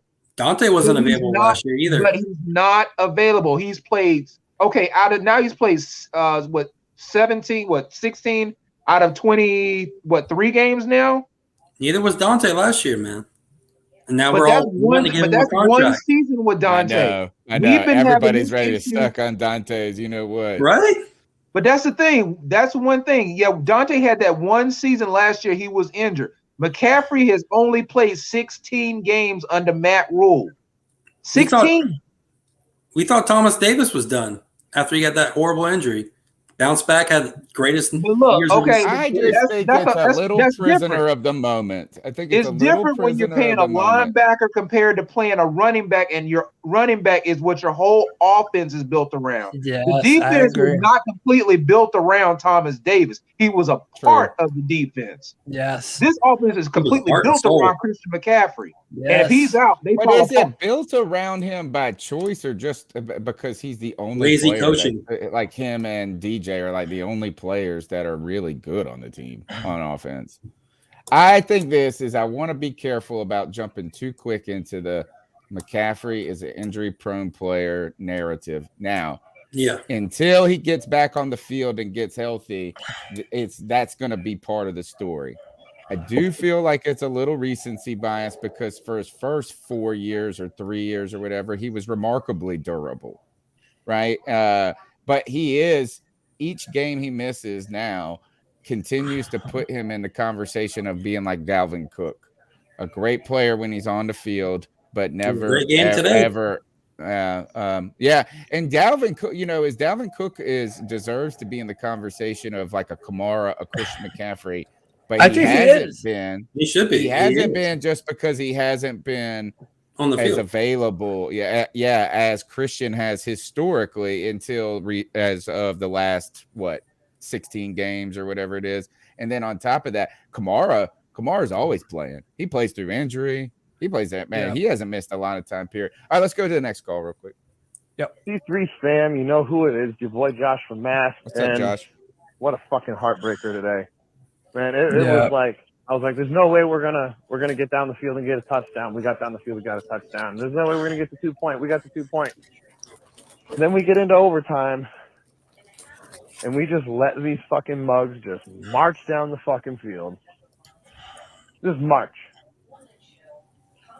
What the fuck? What the fuck? Both at the end of the game and in overtime. When the offense shows some urgency and like hurries up, oh, lo and behold, they can do things. Now, why don't you do that a few more times a game? You know, how about at least one drive every fucking quarter? Because then the offense looks like it's functional, probably because it's going fast enough to just negate the fact that the offensive line is fucking booty cheeks. Penalties, blown coverages. I mean, it's just deplorable. It's a rough one, man. Yeah. This shit's getting old this year. I love when you hear people sigh into the cat calls. Fucking old. It's like, what am I doing right now? Swear to God, they're like tired of even being mad. Yeah, I come down to at this point. I'm pretty sure watch us lose to the fucking Patriots. Oh god. Yeah, I'm gonna find whoever our goddamn O-line coach is. I'm gonna strangle him. Pat, I'm what's gonna his strangle name? that man. Something something, dude. I don't even. And Robbie What are the Anderson, you chances can't that- catch the ball until the Pat game's on the Meyer, line. Is that what this is? And then Darnold, we'll fumble, we'll throw a pick the first play of the game. How much did we lose by again? Yeah, right. Exactly. Those turnovers fucking cost us again. Fumbles. This shit's just got to be cleaned up. Do you think somebody from our coaching staff And we gets let appreciate go? the call, Josh. Say that again. Yeah. You think somebody from our coaching staff gets let go, like an offensive line coach or like some small coaching Right, staff? like to try to like Yeah. make a point. You would think it was going to be Chase Blackburn until this week, Right? Yeah. right? And all of a sudden, and the crazy part about this team is, and somebody put a good comment up about us playing discipline for the first 3 games and then not playing it now, is that like if you would have watched this game through the first 3 quarters and then cut it off and then woke up tomorrow and said, I'm going to go and podcast or talk about this game, you felt like you should wake up and say that this defense performed above, like carried the team, kept them in the game, scored on special. And then now we can't even say that. Like after like the whole narrative that the defense was very good in this game got ruined in a quarter and an overtime. Yeah. Just like ruins. Like, I mean, because when Jonathan Vilma said, man, there's still time for them to go downfield and kick a field goal and win this game, I was like, gosh, 42 seconds. We would not feel that way if we were the ones getting the ball and someone just tied it up with us. We would have been like, oh, man. Well, the Vikings did it last week, too. Yeah. Dude, I kind of wish that the field goal kicker would have made the kick instead of us going into overtime. Like, why? Like, it's even it was like more once we lost the coin toss, you were like, dude, shit, this it's is done. even more heartbreaking the way it was. They win the coin toss, they march right downfield and get a touchdown, and the guy takes his helmet off and flexes into the camera. Like, the third receiver on the team, like nobody knows. Even worse. But I wanted to make it a point to highlight the comment that I have on screen, because again, we're talking about how many Vikings fans there were in the stadium, and Rare Gamer 99 says it's talks like this. I go a long way to be at this game, and we just lose. Is why our stadiums aren't full. And I'll be damned if that ain't the truth. And you know what? We need to start putting more blame on David Tepper, I feel. Well, I really do think so. Because listen, man, because look, he did the process. This man said when he came in, he wanted to take a step back and try to understand all the things that he didn't know about football. But in doing that, he has been a day late, dollar short. He was late on firing Ron Rivera. He was late on firing Marty Herney.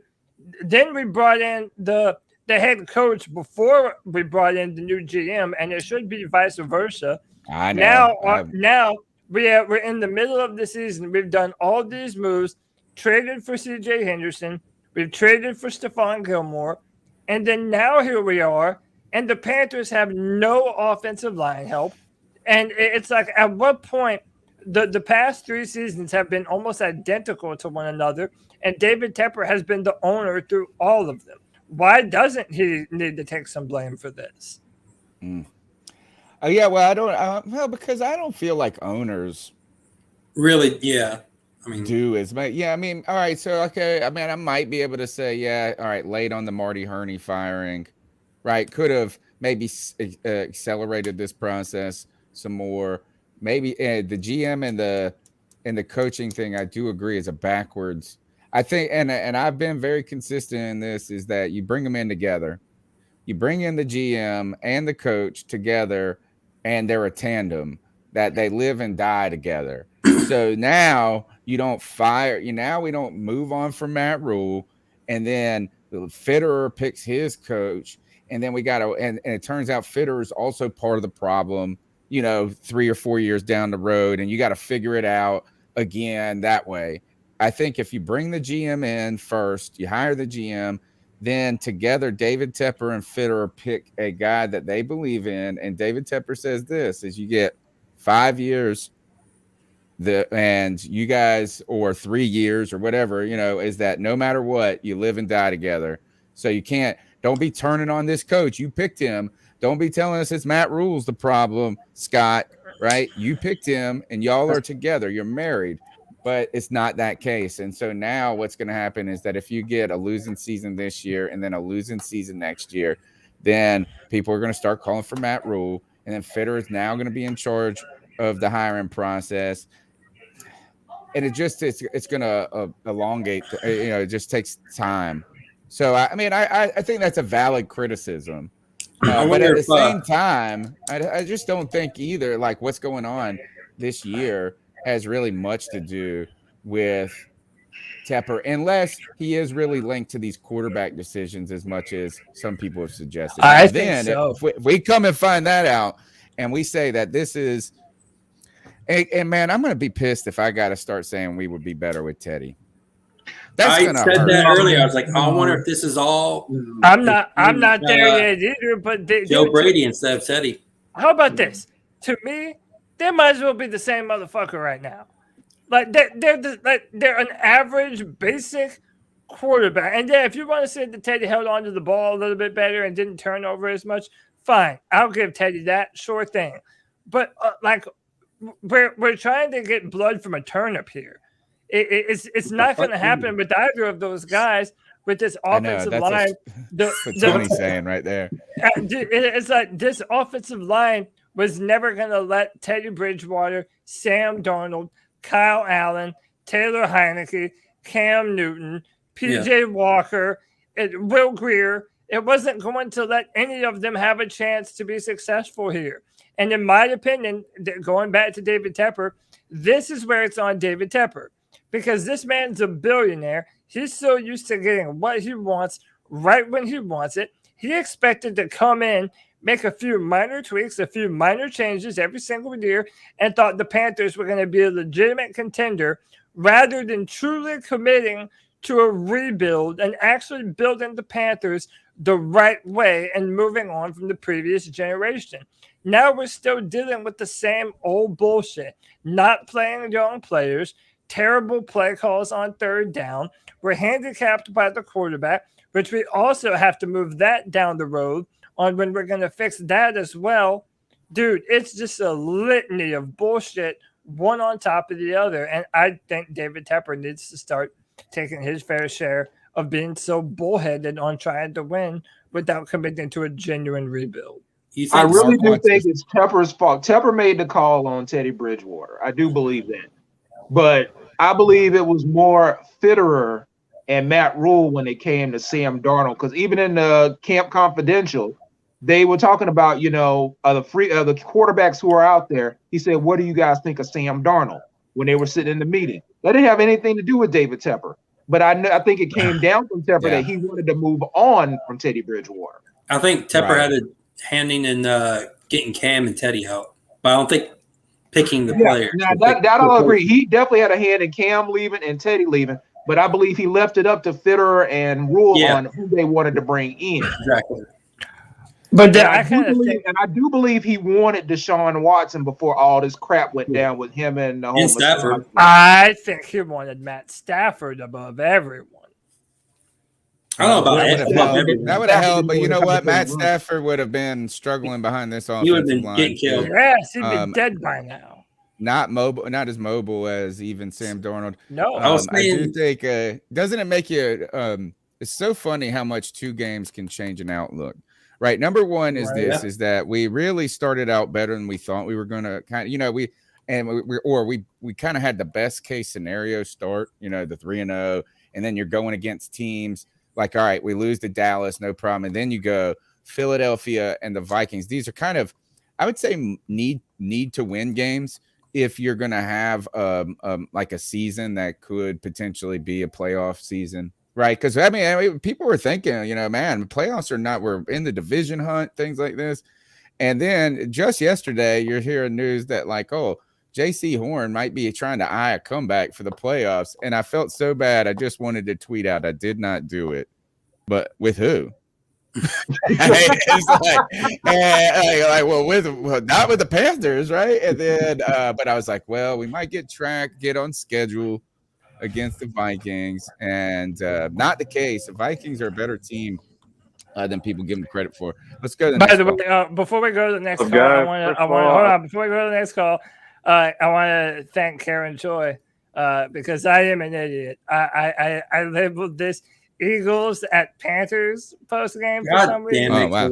I'm just a moron, dude. I can't help it. Do you all not know this about me yet? Come on, dude. It might as well be. Still got 144 people watching. Right? Yeah.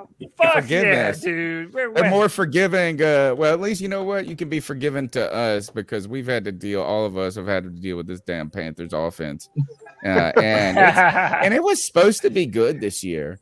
Really? I didn't think. I mean, they made improvements. Yeah, and it's not. All right, let's go with this call. I love this podcast. You guys are doing a great job.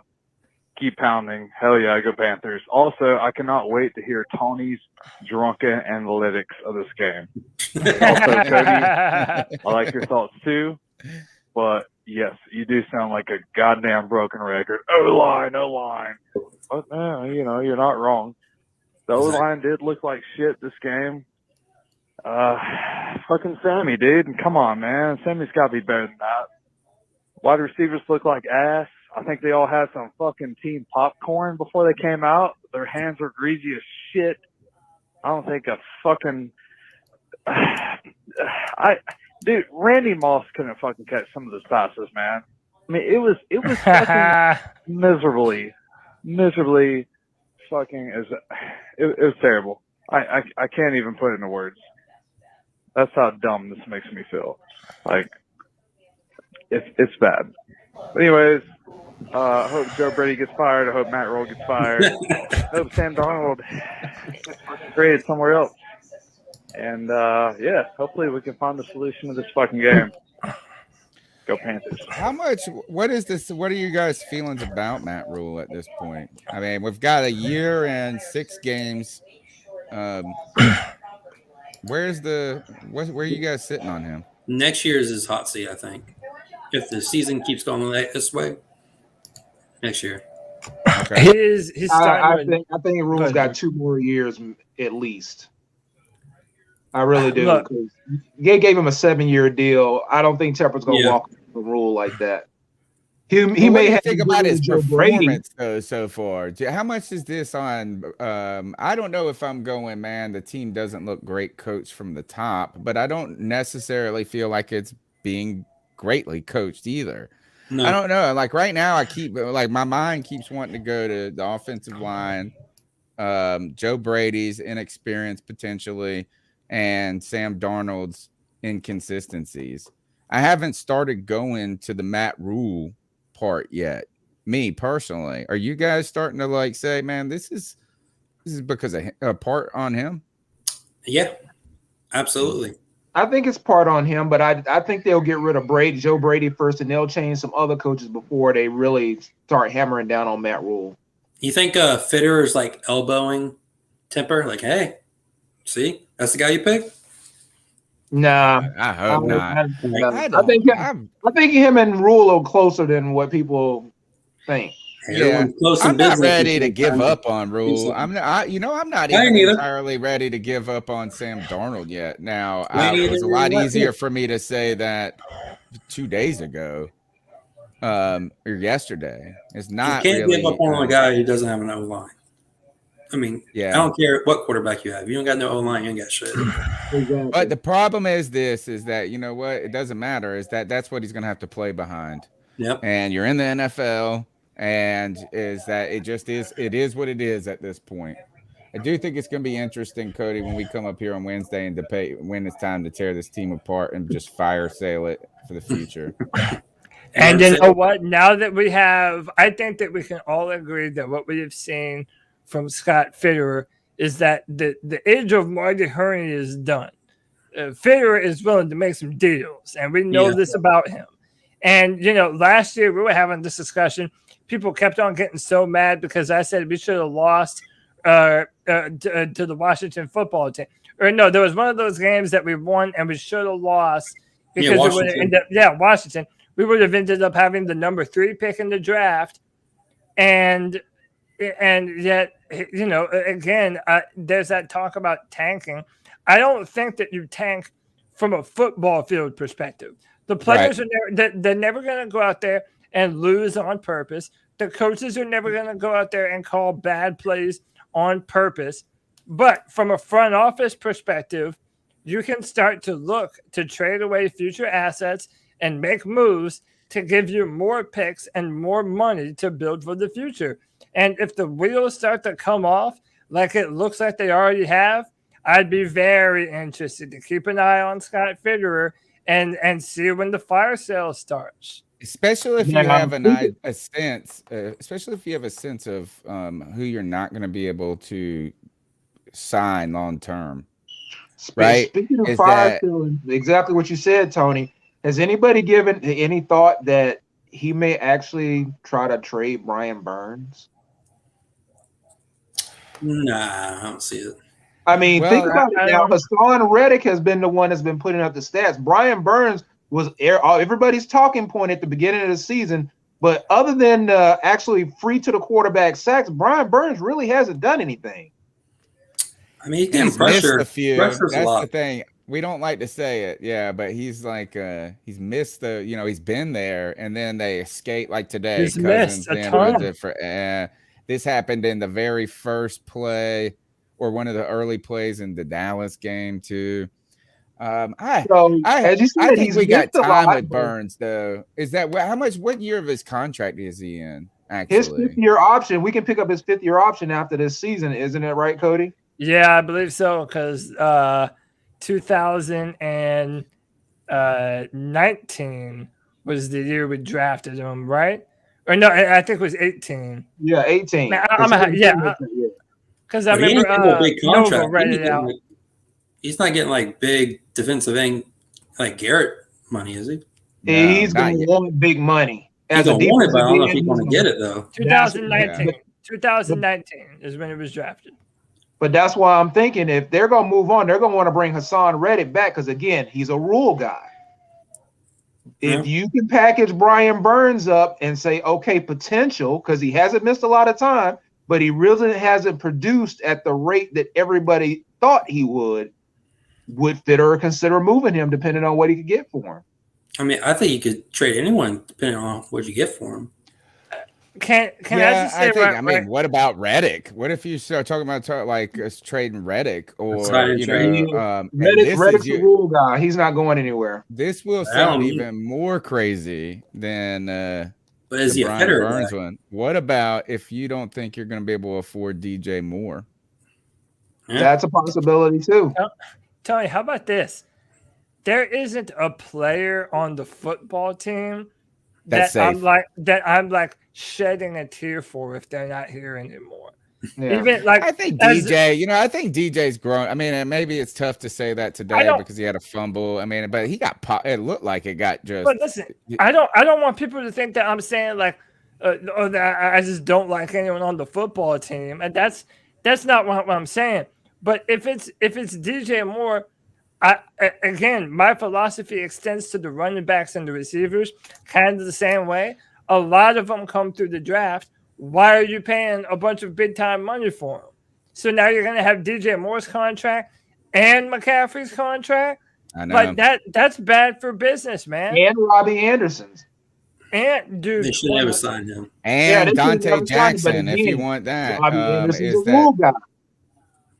There is a point that you got to wonder, and the reason I brought this up is because Cody said the age of Marty Herney is gone.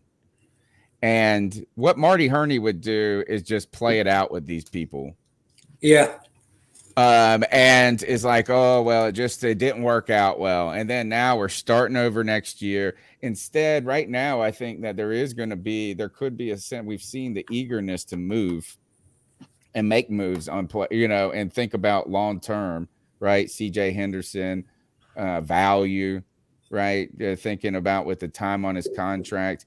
So you got to think almost if that's such a good move, if people celebrated the CJ Henderson move, not because you got a first round talent with time on the contract and that you might be able to develop him and get him to be a player that you thought he could be. If you celebrate that concept, you should also, in theory, celebrate selling players that you don't think you're going to be able to re-sign and getting value out of them. And at some point, you can't re-sign everybody, right? Nope. I mean, we know that. And that's where Dave Gettleman talked. He had some good sound bites. And he said, sometimes you got to let a big dog walk, right? And at this point, we're gonna get to the end of the season. You're gonna be like, well, we got Stephon Gilmore, right? Do you re-sign him? We don't know, right? AJ Bouye, maybe. I don't know what his contract was like. Dante Jackson, DJ Moore, Hassan Reddick.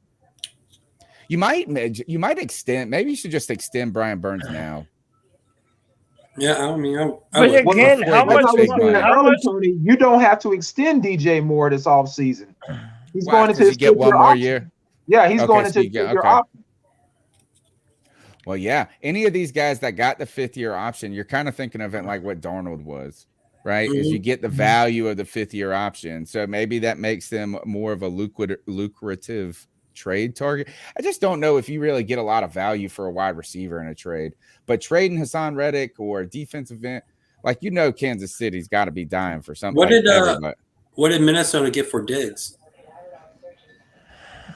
Oh, they got a first. Yeah, they got a ransom and a couple other picks.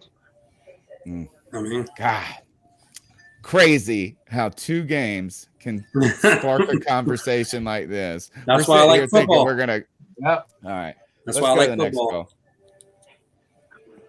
Hey guys, it's Joey. This game was painful. There are so many ways you can go with this game. Frankie Luvu is awesome. Our defense is awesome. Our offense sucks dick. Our special teams sucks dick. And I don't think our coaches know what to do aside from Phil Snow. So, that being said, and wasn't I don't know. I think G-Baby said this. Like, you can't really comprehend what G-Baby says. It's like being on a roller coaster. You just know it's fast and awesome, but you can't really comprehend what it's doing when he calls it. I think he said something about that he didn't agree with the Robbie Anderson signing his ass. Dude, and you might never hear me say this again. I never thought I would say this now. But he might be right. So, and in his honor, boyka, boyka, boyka! So, wait until his Tuesday call. Wait until G-Baby's Tuesday call. I told you so. Won in overtime. I don't even know how the show would have turned out if we would have won in overtime. Yeah, Robbie Anderson caught that touchdown, but dude, that guy is like, we should have paid him pennies. We should have paid him in Takis or some shit. Anyway, guys, Wow. Sorry. Shout out to Joey the Blind Panther, man. I missed that whole call because I heard him say about a dude sucking dick, and I just had to leave the room. Well, you also heard that he was, and there's some wisdom in G Baby's emotions at times, right? I mean, like it's just emotional. It is, but wait until his Tuesday call. I bet you it is going to be just. How about this man right here?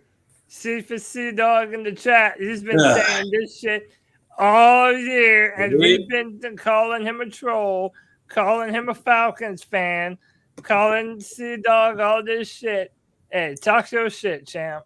Talk your shit, man. Because right now you're looking right down the motherfucker, bro. So I mean, what else can you say, man? We're looking really, really bad right now. 500 yards of offense. Now I know that has an overtime period attached to it, so it's not just 4 quarters. But that's true. That's the thing is we can't.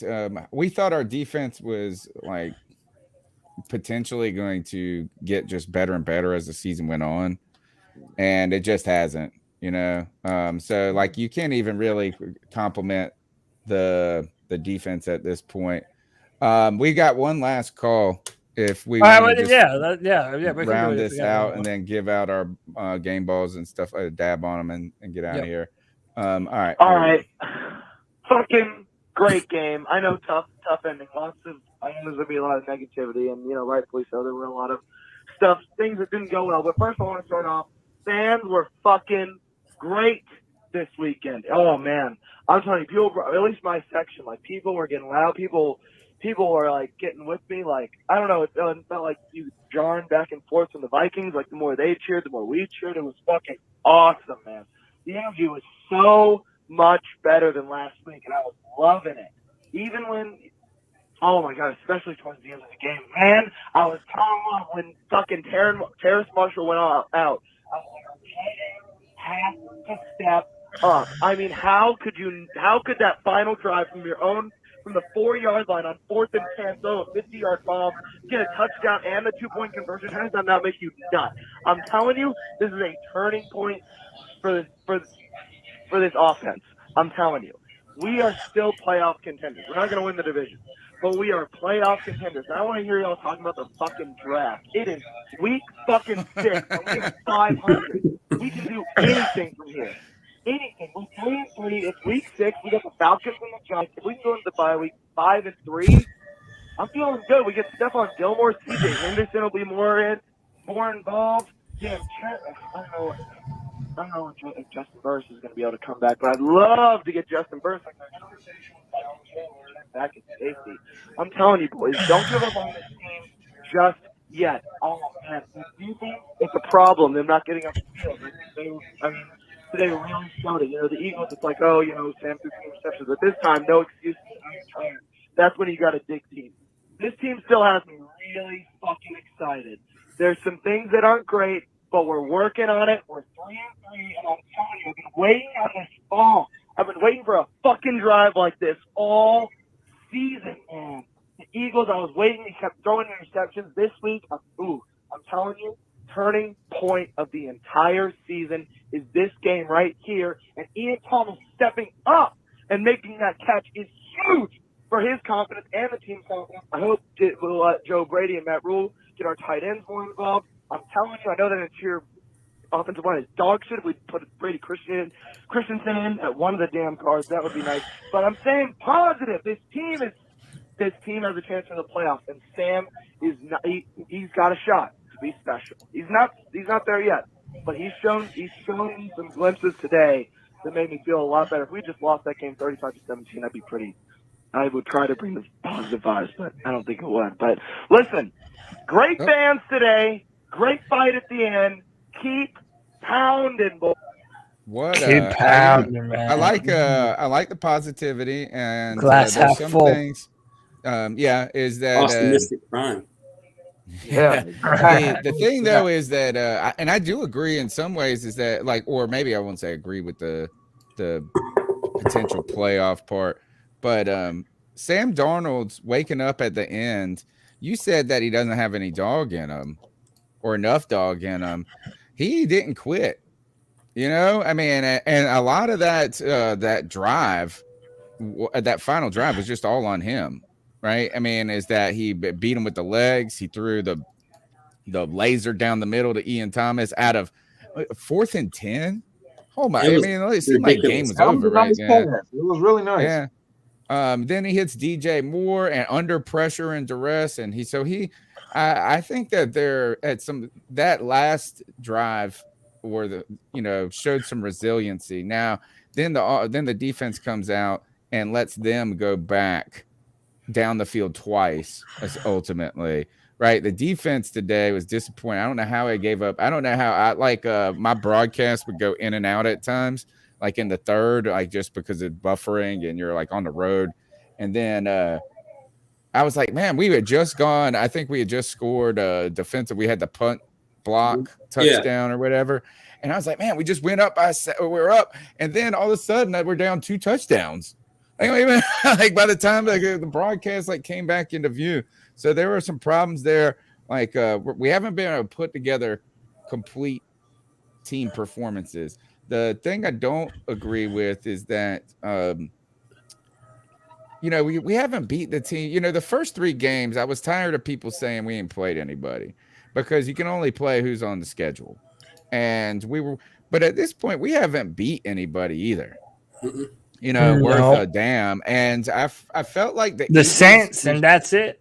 Yeah, I felt like we should have been able to beat the Eagles. I feel like the Vikings are a team that's a little bit better than I thought going into the season. They turned out to be they're kind of a scrappy team in a certain way. Their defense is playing a lot better than it was last year. They have you're still waiting for the Kirk Cousins roller coaster to come off the tracks, and it just hasn't at this point. But our team hasn't done anything to impress me yet. No. We were talking about earlier, won't they run more of a fast-paced offense? Just hurry up and get on the line. And then the breakdowns that I was starting to think in the first 3 games of this season, I was not seeing the play clock trip down to zeros. I thought that Sam Darnold looked to have pretty much a command of the play calling and the huddle. I thought things were coming off better than they were last year, but no, back to square one again. Didn't we burn 2 timeouts consecutive today? He tried to. Yeah, we did at the end of the second quarter. Yeah, it was like damn near happy. They gave it back to us because we did it back to back. And we got penalties. You can't do that. Oh God. I think that if we would have found a way to win today, we could have said, man, this team's got a lot it still has to improve upon, but this was a win that could give us some momentum into 2 more winnable games with the Giants and the Falcons. And right now, I tell you this is we will probably be favored in those games, but I don't all of a sudden just feel like we're going to go in there and whoop these teams' asses. No. How are we feeling about the rest of the schedule? Our next 3 games are the Giants on the road, the Falcons on the road, and then we get the Patriots at home. Is CMC supposed to come back for the Falcons game? No, for the Patriots game. Maybe for the Patriots. Mm-hmm. That's when he would be eligible to come back. Okay, right. Doesn't necessarily mean he will. Exactly. Somebody in the chat just said, if we lose to the fucking Falcons, I'm gonna cry. If we lose to the Falcons, and I could see it happening. If we lose to the Falcons at home, I'm gonna cry because I'm gonna be at that game. Fuck, man, what happened, dude? I'm gonna be pissed if we lose to the Patriots because I'm up here in Patriot country. So, yeah, dude. I tell you that's why winning today would have made me feel better about. He's got another interception. We're gonna kick everybody's ass. We need to kick everybody's ass. I did have one question before you go, Cody, and we give out that. What is the significance of them putting Christian McCaffrey on IR? I saw a lot of people come out and say we should have done this from the beginning. What would that have done? Would it have just allowed us to bring a player up from the practice squad? Is that it? Really, what would it have changed him being on IR versus not a been player done. up from the practice squad. But Tony, I kind of think that the Panthers fucked around and tried to force him back too fast because they panicked about what their offense would look like without him. And we tried to work him back into training, and he was halfway, but he wasn't full go. And then all of a sudden he's injured again, is out for Philly, and then now they're putting him on IR. Like, why didn't you already do this? And what was the hamstring injury? Just worse than what we were previously told it was. And again, I said if you earlier, thought he could come back last week, why, or you were starting to think he could come back last week, why are you already knowing that he can't come back in 2 weeks? 100%. It sounds like the training staff told Matt Rule it wasn't as bad as it was, and then they tried to bring him back, and he re-aggravated it. So they just said, okay, now we're just going to shut him down. Dude, who would have known these soft tissue injuries? You think this is that like if it's a knee, blow out a knee. Now I'm talking about, you're getting scared because how long the timeline is. But I'm still looking at crazy with what's going on with Curtis Samuel, that groin, and with the Washington football team. You say these injuries turn out that sometimes they can be just as debilitating as like a major injury at something. At least those timelines maybe are a little bit firmer in the way that they know how to scientifically measure them. And then I guess now no Shaq either. How long is it going to be with Shaq with the plantar fasciitis? Right? I think that I don't know. This team's getting crippled. Yeah. By the way, I was going to say, Diggs just got an interception with 2.5 minutes left for a pick six. Cowboys are up. Diggs. Cowboys are up. Oh, Diggs wow. He's the defensive player of the year. He has 7. I'm on Red Zone right now, and they're showing all the Broncos fans leaving the stadium. Right now, it's 34-17. Yeah, by the way, for everybody wishing Teddy Bridgewater was back, go look how Homeboy's been these past 3 weeks. I don't think we're wishing he's back. Now. Have you guys noticed that the Panthers haven't won a game and they've lost the last 3, but the Denver Broncos have also lost the last 3 and they're about to lose another one. I know, dude. Gosh. I'm telling you, man. That's why I said there's really no difference now, to me, in my opinion, between Sam and Teddy. Like, they're both quarterbacks with a lot of inherent flaws. Sam has better arm talent. He's more mobile. He's more willing to throw downfield. He's just younger. Teddy could not have made that 4th and 10. Oh, hell no. But they also, but at the same time, he might not have had to, right? Like, I mean, it might have been a 3rd and 6 and that he needed to make at that point. But let's give out some. Receivers were dropping the ball all day. Who's the player of the game? True. Who's your dab on them player of the game? We'll go around the horn. We'll start with Drew. Who's your player of the game? Player of the game? Oh, man, that's rough. Oh, I got mine. Easy. I'm trying to think who would be the player of the game. Frankie Louvu. That's mine. Oh, that's a good one, Drew. So Louvu for Drew and Kevin. Cody, who you got? I'll pick a new one. I'll go with Taylor. The corner. He played excellent. Oh, yeah. I mean, the guy's got us. Keith 28. Keith Taylor. Number 28. Never even heard of that. Steve Smith. He was all over guys. He was all over guys. I'm thinking of Sean Taylor because they retired his jersey. Oh, jersey, yeah. Rashard from PMP was talking to Keith Taylor a lot this during the draft season. Yeah. So mine's simple, and I feel like I've already picked it a bunch this season. I'll do it again. It's Dante Jackson, y'all. It's Dante Jackson. The dude is always running around. I don't care that he gave up that one big play. No, who on our offense deserves it? I know. If you name one, we gave up 500 yards of defense, and I'm picking a defensive player too. Yeah, how could you not? I mean, dude, Dante Jackson. I don't care what anybody says. Dante Jackson right now is the heart and soul of this Panthers football team. Yeah. He means more to this football team, and I was about to say more than Christian McCaffrey, but damn. I would say Shaq Thompson's more of the heart of the defense, but no, I don't think Hassan so. Reddick man. has been pretty damn good. Hassan Reddick, I want to give it to him. Mine goes to AJ Booyaka. This guy's actually, man, he's came in and he's played pretty darn well for us for not, like, we didn't get to see any of him at any time because of the suspension, I felt like. And all of a sudden, this guy comes in at a time we needed him to play well, particularly now because CJ Henderson, right, did he play today? He was hurt. No, right? that's another thing. He didn't play. He didn't go today because of his shoulder.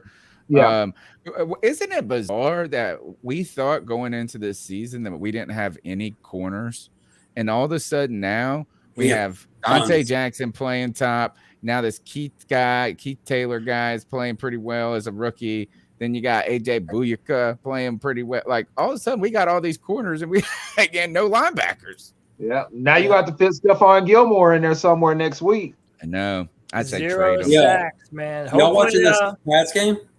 I know it's down to the last drive, man. But he just threw a 75-yard pass touchdown on Diggs. Mac Jones. They just scored again. Oh God. It's going back and forth in the last 3 Panthers, minutes. and by the way, the Panthers gave up 4 sacks and got none of their own. Oh, so wow. here's to Reddick didn't get one? Here's to hoping. They didn't get any sacks today. That CJ Henderson plays next week and Stephon Gilmore plays, and that allows the Panthers to play man coverage because our defensive line suffered heavily when we were not able to do so. They're definitely going to get towel of shame go to everybody. A towel of shame. Oh, Robbie Offensive Anderson. line. I'll go DJ Moore. Offensive line. I'll go DJ Moore. He had a Yeah, couple because of of the drops, fumble. but not as much as Robbie. Not as much as Robbie, but again, No. I'll say this: he had that big fumble. He also had that time where Sam threw him a nice pass on 3rd down, but even the commentator kind of mentioned he didn't want to catch it because he saw that he was about to get blown up. He made a business decision. Yeah, he made a business Exactly. decision. Now, granted, I don't know that that's the truth, but it looks like it was probably pretty true.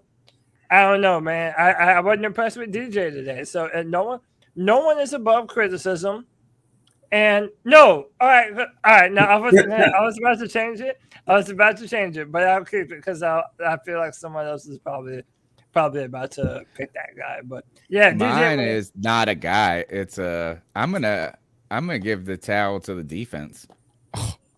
How is that even possible, right? That's a But gas towel. I'm gonna say this is no sacks, like you guys said, and the allowing them to march down the field to set up for a field goal, right? Like at the end of the 4th with 42 seconds left, ridiculous, and then allowing them to march down the field in overtime, allowing these 500 yards. They just didn't do, despite individually some players playing well. As a unit, they did not dominate enough, and we're going to need them to just be like holding teams to 15 if we want to win. So I give it strangely to the defense, the best part of our team. 15 points. Yeah, I mean, like that's what they're going to have to do for us to be awesome. It's a hell of a thing to ask for. I know, it's a big thing, but like the Ravens, right? Well, I don't want them to be that. I mean, I don't think it should be like a requirement, but I think it's just the fact of the matter at this point is that the offense is sputtering so badly. The offensive line is so bad that it's not going to get better. We could give it to Joe Brady and all of this, but right now, I mean, we need to be a defensive team. Yeah. So, sadly, we weren't enough. I mean, we allowed them, and it's really just at the end. I've given them some passes this year. I gave them passes last week against Philadelphia for being gassed. I gave them passes against the Cowboys for this. Because we gave away like 3 turnovers, and it was only 12-10 game at one point. So it's like they were doing great. They were doing it until the end. So that's my thoughts. Who were you going to say, Cody? I was going to change it to Brian Burns.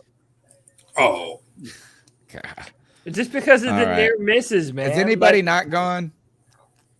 I think okay. All right. That's the C3 Panthers post-game show. I literally had to run up the stairs and just get here. I'm sure my wife is seething at me right now for just abandoning or like just dropping the suitcases in the living room and running up here. C3 Panthers post-game show. It is the Vikings at Panthers post-game show. I'll change all the titles once we get out of here.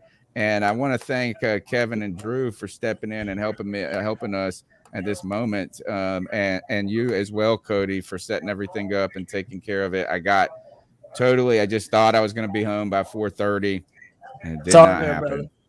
It's all good, man. We keep it rolling, man. We keep it rolling. Be here Tuesday night, 9 p.m. We got Debate My Take, so go ahead and hit us up on Twitter, #C3 Debates, because we've got some good topics to go ahead and start to be thinking of. Also, I want to take a moment to just say that my thoughts are with our boy CK. His grandfather passed away, and I know that he has been dealing with that over the last couple of days. Going through that. So, we're family here, man, and we miss you, and we hope that your family finds some peace in this moment. Cody, what do you guys say before we get out of here? Yeah, man. Follow me on Twitter @CodyLac, CodyLac. I'm good about conversating with people, so just hit me up. You can find my comments for drafttech.com, where I write comments for the Carolina Panthers. You can check me out there. And as always, man, the Friday free-for-all. Look, these are my Friday free-for-all bros right here, man, Drew and Kevin. And shout out to Nick earlier for coming on, too. People have been loving it, man. We've been having some fantastic discussions over there on the Friday free-for-all. And Tony, by the way, on the Friday free-for-all, I picked the Vikings to win. I thought they would. And I picked them yesterday, and I picked them on the radio, dude. And it hurt my soul. Dude, it hurt my soul, too. I was the only one. We had 10 people on the show. I was the only one that said, I don't see it. I don't see it, man. So I picked Minnesota. Check out that content, y'all. Slap the like button. We're still on the road to 3,000 subscribers. We're almost there, y'all. We're almost at 3,000 subscribers. Tell a friend if you have any Panther fans that are looking for somewhere to come hang out and be a part of this discussion. Let them know about the C3 Panthers podcast. And man, hit the like, hit the subscribe, hit the notification bell. You already know what it is, man. Support the content. All right, man. Take us out of here.